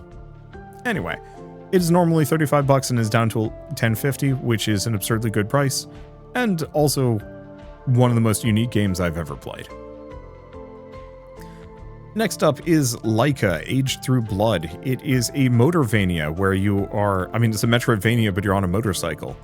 And so if you've ever played like the Trials game or Line Rider or something like that, it's kind of in that vein. Or the, what was it called? Nope, Happy, was it? It wasn't Happy Wheels, it was something like that. But you were effectively this, is she a wolf? A coyote. A coyote on a motorbike that is fighting against Nazi birds that are trying to make nukes to wipe the wasteland clean again after humanity has already blown themselves to bits. And it is weird, it is very hard, because you die in one hit, your bike is completely invulnerable, so you have to like position your bike just perfectly to be able to block incoming, you know, bullets and gunfire and other abilities. And that can be extremely tricky, because also you reload your gun by flipping. And so getting the timing correct on all of that, the positioning and the patterns, can be really hard, especially, you know, moving at full speed off jumps and ramps and over enemies. And, you know, you can have tons of guys shooting you all at once, and it can be a lot. But it is so satisfying when you get the exact pattern right, where you know, do this flip around, shoot every single one of these guys, block 7 bullets in the process, and come out completely unscathed and keep zooming along.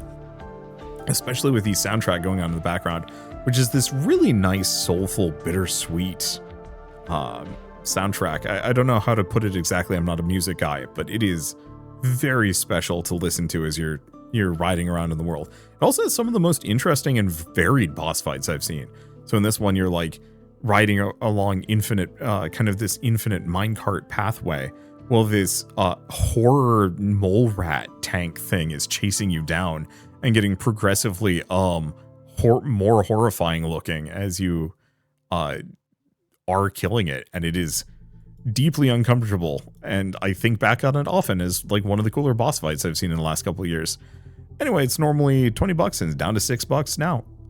Like now for the sale, which is an absurdly good price, and also one of the better Metroidvanias I think I've ever played, and one of the most unique, for sure. Next up is Citizen Sleeper 2. Technically, you are listening to the Citizen Sleeper 1, you are currently listening to the soundtrack for 2 just because I wanted to listen to it for the second half of this video. But Citizen Sleeper is, how do I describe it? It is a solo tabletop RPG, and probably the most is one of the most faithful solo tabletop RPG experiences I've ever had. Like, I've played a lot of CRPGs, but ultimately a lot of them feel very video gamey. There's not that much roleplay, it's a lot of tactical combat stuff. This is a game about survival on a station where you are a stranger. Not only are you a stranger, but you are a very clear outsider. You're playing as a sleeper, a biomechanical, like, human, copy of a human, in fact, who the original person who you were signed up for this program where they would be put in cryosleep for a while a digital duplicate of themselves was put into this synthetic body and forced to work as a indentured, not even slave, an indentured servant. Well, no, it is a slave for a corporation doing extremely dangerous work that no human being would ever or could ever do. And it got so bad that you and all of the other sleepers on this, I think it was like a mining colony or something. It was mining or industrial or both. You all staged a breakout, smuggled yourself onto a ship, and, you know, fled to the stars, and most of you did not make it. In fact, you almost didn't either. And so you land on the station and have to deal with the fact that, you know, you are a wanted man or woman, you're a wanted person. Because, I mean, you're a robot. Gender is but that means that bounty hunters are coming after you. Your body is breaking down because you have forced obsolescence or planned obsolescence built into your very being. And even the people around you aren't really comfortable with you because you're not just a normal person either. But you learn to make connections, you learn to meet people, you kind of carve out a space on this space station that is initially hostile and foreign to you, and eventually becoming an integral part of the station and the society there in such a satisfying way. It is the right level of like tension and coziness and really soulful written dialogue in a way that I found extremely compelling. The actual gameplay is pretty basic for the most part. It's just dialogue choices and applying every day you roll X number of dice, and you can apply them to various actions in the world, and those will trigger different results. Usually it's like put a 6 in, succeed, put a 3 or 4 in, you might succeed or you don't succeed as much. Put a 1 or 2 in, you usually fail, and so don't put those in the dangerous sections unless you really have to. And sometimes you do, but not that often. I think that's more of an issue in the second one. The first game, unless you're extremely unlucky or you play badly, you pretty much can coast through without too much risk. But this is one of those games that I didn't even play originally. I had my wife play it for me instead, and I was just like, oh, this seems neat. I was just listening to her, and I think even half an hour in, I was like, no, I need to play this. I can't just like passively watch this in the background. I need to play this whole thing. And so I did in one night. It was probably too much, but I loved it. It was a lot of fun and extremely good. And is normally $20. It's down to $6, which is an absurdly good price for what it is. And I would highly recommend also considering getting the second one at some point. It's new, came out this year. Just as good. I didn't like it quite as much, but people who want like a little bit more stakes or story will probably like it better. But both games are phenomenally good. Easily Game of the Year contenders for me. And highly recommended. Also, the music is just so good. The art is fantastic. And I sincerely am looking forward to seeing what Jump of the Age comes up with next. Because I think they're done with the sleeper games. And I'm curious to see what they make, I guess, as a follow-up to the series. Okay, we're almost done. We only have, what, 10 left, give or take? So next up is CrossCode, which is a fake MMO as a video game. So you are playing as this girl, Leah, who is in this artificial MMORPG set on an alien world. Not the MMO set on the alien world. It is, but the actual MMO is happening on said alien world that this corporation has purchased a whole freaking planet to run effectively .hack on, which I think is extremely cool and interesting because there's some level of the like, how much of this is like real? How much of these mysteries are like actual alien runes? And how much of this is just cool MMO video game stuff? Meanwhile, the whole game has this undercurrent of artificial life as like a plot line going on. I don't want to get into that too deeply because I think it's extremely cool and interesting and how they handled it and whatnot. The main character is also not completely silent. They are a silent protagonist and can only say like 10 words over the course of the entire game. So they can be like, hi, I'm Leah, and basic, like just really basic one-word things that can barely string together a sentence because their chat functionality is broken. And so watching this character try desperately to communicate with other people, sometimes like really emotionally too, was really cool in a way that literally no other silent protagonist has ever managed to catch my interest. It is also kind of hard. The combat is tricky. You can change the difficulty settings to be much, much easier, but like it is a legitimately hard game to beat even at base difficulty, and the puzzles can be quite hard and complex if you're not used to them. But like I said, there's a ton of difficulty options. You can tone it down to be as easy or difficult as you want it to be. They also have a DLC that kind of wraps up the story. The main story of the game ends, but then they have kind of like a further thing that extends after that I haven't played yet. I really would like to, especially before their next game comes out, which is called, oh shoot, this is just the publisher thing. It's Alabaster something or other. Yeah, I don't know if they're gonna mention Alabaster Dawn. There we go. Which has a free demo, which is, I don't actually know when the game is coming out, but looks to be in a very similar style to CrossCode.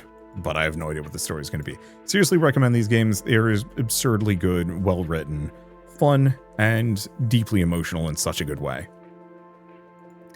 Ring of Pain is a weird roguelike. Oh right, CrossCode. How much was it?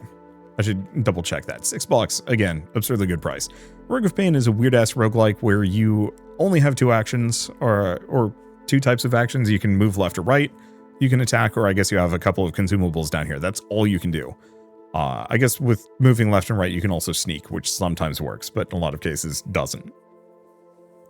But it's a really interesting game from like a decision space because it has such a limited supply of actions, because it's freaking hard. You know, if you sneak past this guy, I think they follow you. There's other enemies that won't let you pass at all. If you hit this guy in any way, shape, or form, they explode and do damage to you and everything around them, which can be good and bad because sometimes you heal off of explosions, or sometimes it exploding takes out a boss or a monster that you normally aren't able to deal with.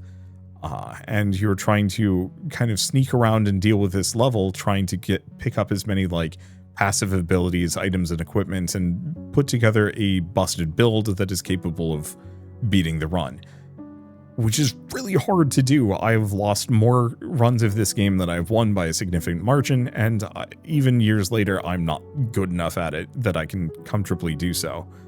But I don't know, I just think it's really neat. It's got a really unique, like hyper-saturated, but also dark, kind of grim fairy tale look to it, and I really enjoyed looking at all the different card art. And technically, if you're a Twitch streamer, you can even turn on a mode where players can actually draw their own cards and submit them to you, which is really funny because I had like a backstreet alley trash Elmo trying to shank me, and I think it did actually. And I thought that was extremely funny, if a little bewildering, because I had no idea what the enemies were visually anymore, and that got tricky. But it was cool. Also has kind of like a couple of branching endings, but it's murky. The story on this one is kind of indistinct, but God, the gameplay is so good. And yeah, another $6 game.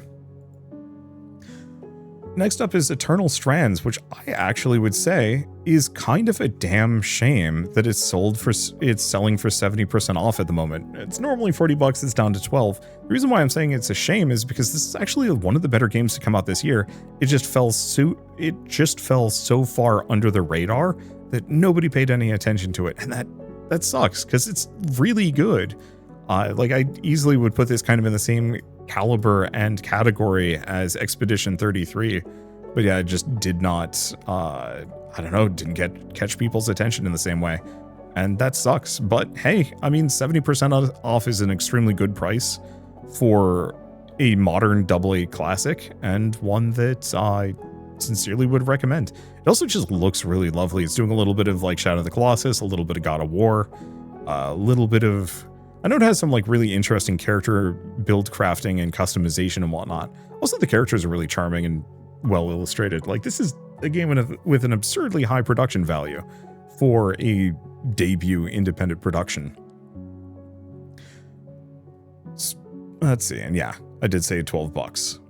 Hopefully, somehow these developers go on to make another game. I sincerely hope so, because this was an incredibly good showing for a first game, and it would be such a shame if they stopped here. A shame, a tragedy. Speaking of shame if it stopped here, Shadow Gambit: The Cursed Crew is the quote-unquote last game from Minimi Games, the developers of Shadow Tactics: Blades of the Shogun and Desperados 3. Shadow Gambit is the original game set in kind of like a mythic Caribbean, very Pirates of the Caribbean, to be honest, except for you're playing as the undead crew, and you're fighting against effectively the fantasy Spanish Inquisition, who have captured the ship, captured the captain, captured the crew, and are hunting down the hidden treasure of effectively the prior captain of this ship. And so you're kind of reassembling the crew, tracking down clues as to what happened, and fighting back against the Spanish Inquisition, while also, yeah, trying to find this treasure. I will admit I haven't actually played super duper far into this one. I absolutely loved it, but it was one of those where it just came out at a bad time for me.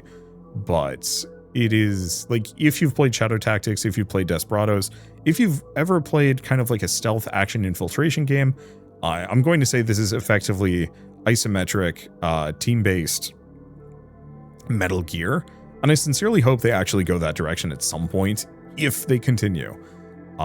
So originally this was supposed to be their final game. They did everything that they had to do to send it off properly, and then we're like, hey, we're just not making enough money, we can't keep doing this. And then Hooded Horse was like, hey, we'll buy you, and reassembled the whole studio after it had shut down and everybody had gone their separate ways. And so there's a very real possibility we might actually get another mini-me game, and I'm very excited for that. However, as part of that, that does mean that, boy, if you like tactical strategy games or like stealth infiltration games, seriously give this a shot, give it a look, and pick it up, because $10 is an absurdly good price for how deep and interesting this game is, and will hopefully help the developers continue to make cool games under Hooded Horse's very solid leadership. Like, there aren't a whole lot of publishers that I'm like unquestioningly a fan of. Hooded Horse has been knocking it out of the park for years now, and I have nothing but great things to say about them. Almost done. Next up is Earth Defense Force 5. If you've ever followed my channel, if you've seen me do anything before, you will know that this is one of my favorite game series ever made. It is janky, it is weird, it is unbalanced, and it is so much fun. You are playing as one of four? I think it's, yeah, 4 different classes as part of the Earth Defense Force, which is kind of a play on the Japanese Defense Forces against alien bugs, though I don't think they ever call them bugs. I think they're just invaders or aliens or stuff like that. But then there's also like random kaiju and humans that look just like us, which are, I guess, not in any of the screenshots, unfortunately. Oh, there they are. I mean, I might as well have the trailer going on in the background. But yeah, so every mission drops you in a city and you're just running around blowing things up, destroying every single alien you possibly can, clearing objectives, shooting down motherships, shooting down, killing aliens that look just like us. Yeah, there they went. And just all sorts of, like, it's unhinged. This is very much B-movie and video game form in the best possible way. And it's also like one of the better third-person shooters I've ever played. The sheer amount of like character, weapon, and equipment options gets pretty wild. That orange thing there is a mech that you can potentially call down, like into the battlefield eventually, just at will, and you can fist fight with a kaiju if you want to. It sucks, but you know, well, okay, it sucks at fighting like regular enemies, but it's actually pretty good at fist fighting the kaiju.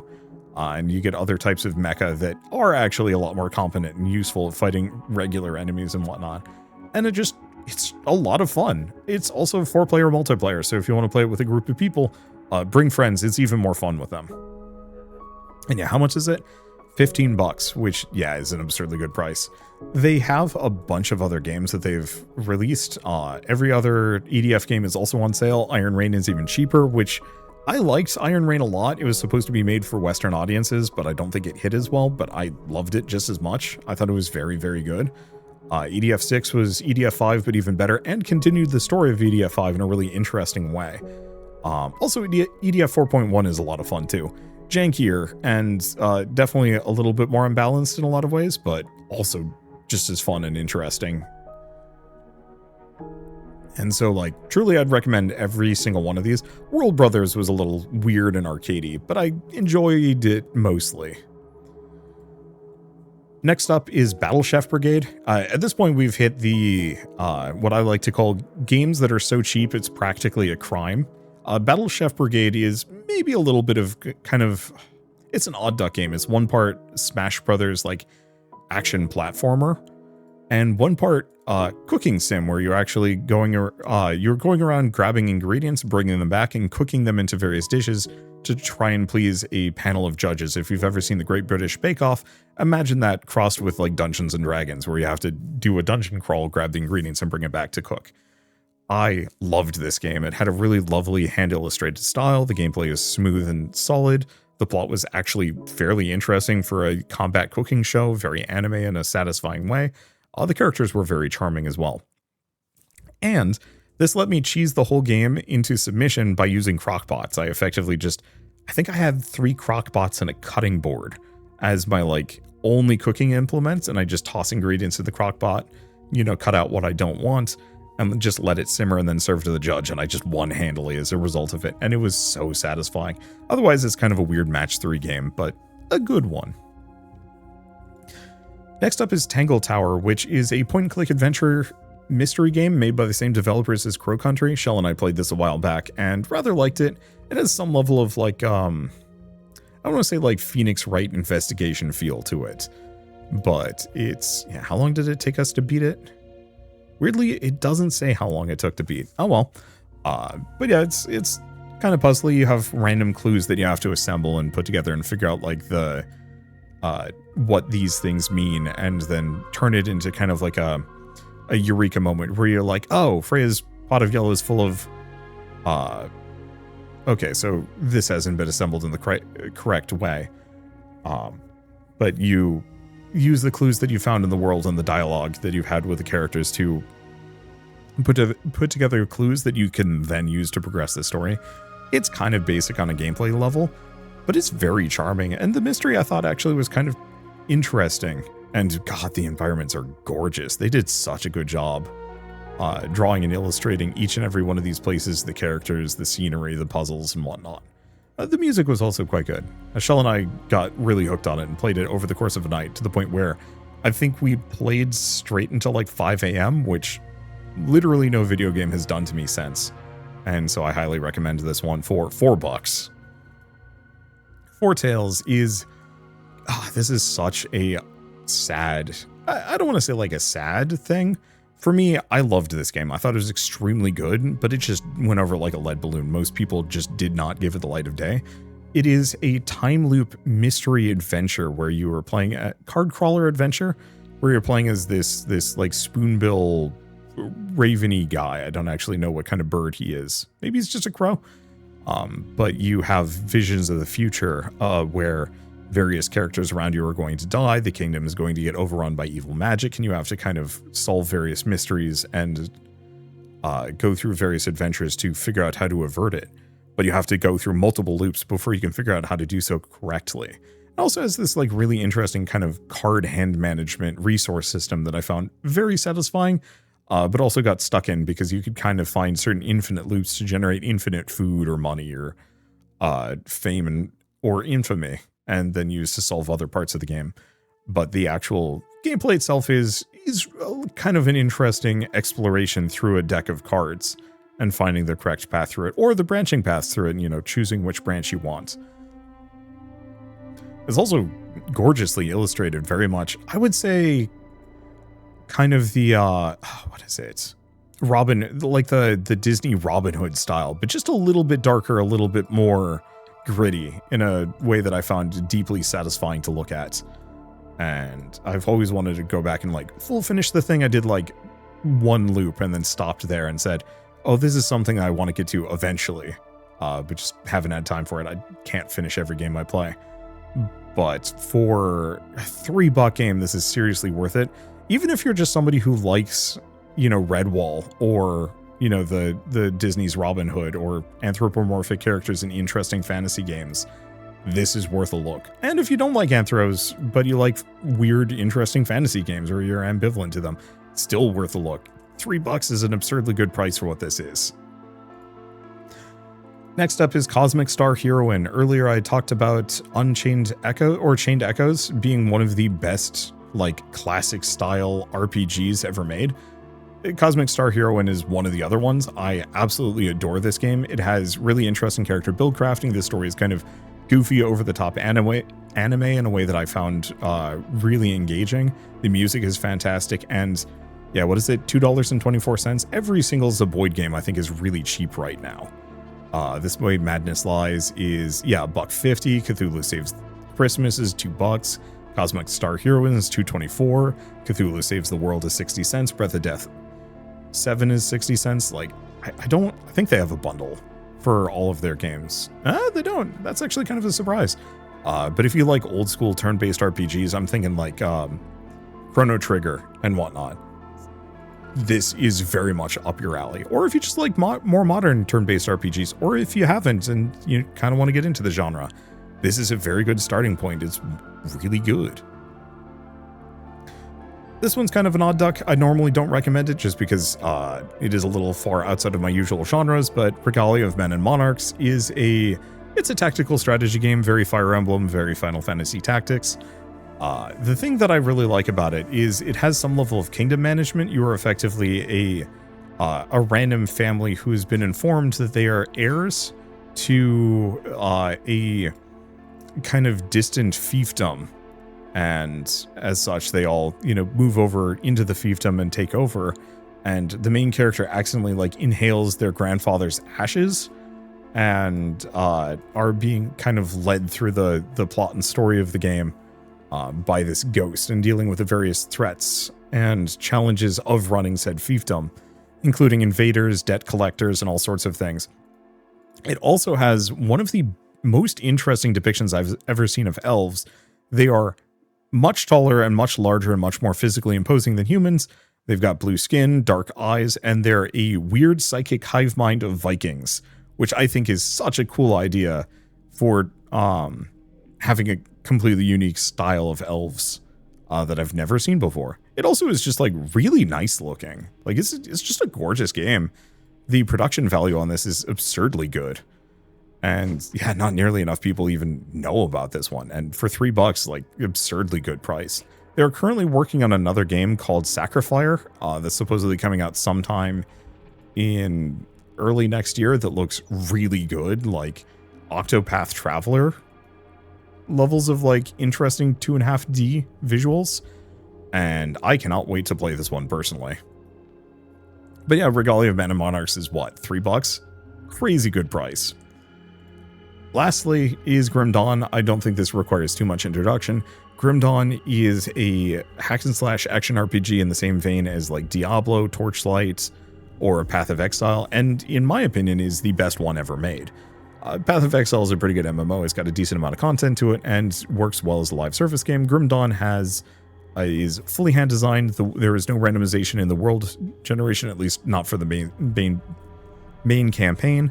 It's got some really interesting character and build customization because rather than just picking one class, you're mixing two together and using them to create interesting synergies and abilities.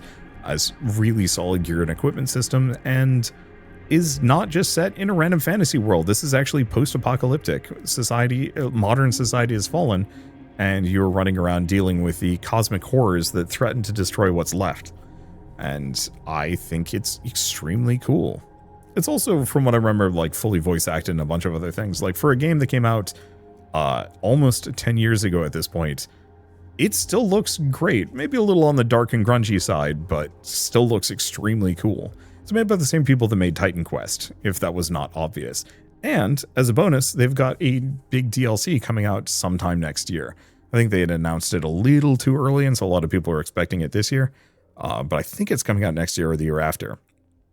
But yeah, for $3.74, it is a criminally low price in a way that, if you like Diablo, if you like Path of Exile, if you like Torchlight, if you liked Last Epoch, you will love Grim Dawn. And they have mods, so you can even go a little Path of Exile-y with it, or some other build customization. I'd have to look at all the other mods for it.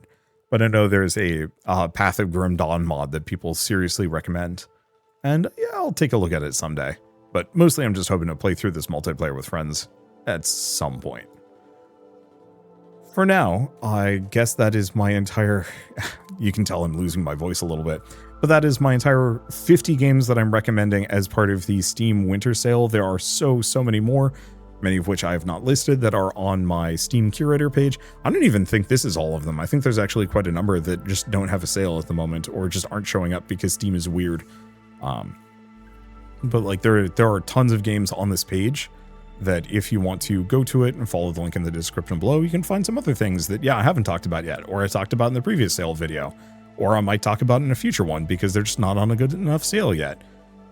They're all possible, but yeah, go give me a follow on my Curator page, and you can kind of keep up to date on all of my recommendations without having to wait for a, seasonal sale video. All right, but with all of that said, if you like this video in any way, shape, or form, leave me a like. It helps more than you know. And if you want to see more cool game recommendation videos or video essays or genre deep dives or a bunch of other stuff, hit subscribe. Like I said, I'm working on more stuff. I got kind of demotivated over the last couple of years, but I'm starting to get the itch to write more scripts, finish more scripts. That's the problem. I got a bunch of scripts that I just haven't finished yet, and I just need to turn into videos. And I've actually got the motivation to do it this year, so expect hopefully a lot from me. For now though, I guess until then, if you just only watch the Steam recommendation videos, I guess I'll see you in July, or on one of my genre recommendation videos, because I'm working on those too. But for now, thank you all so much for watching. I'll see you next time.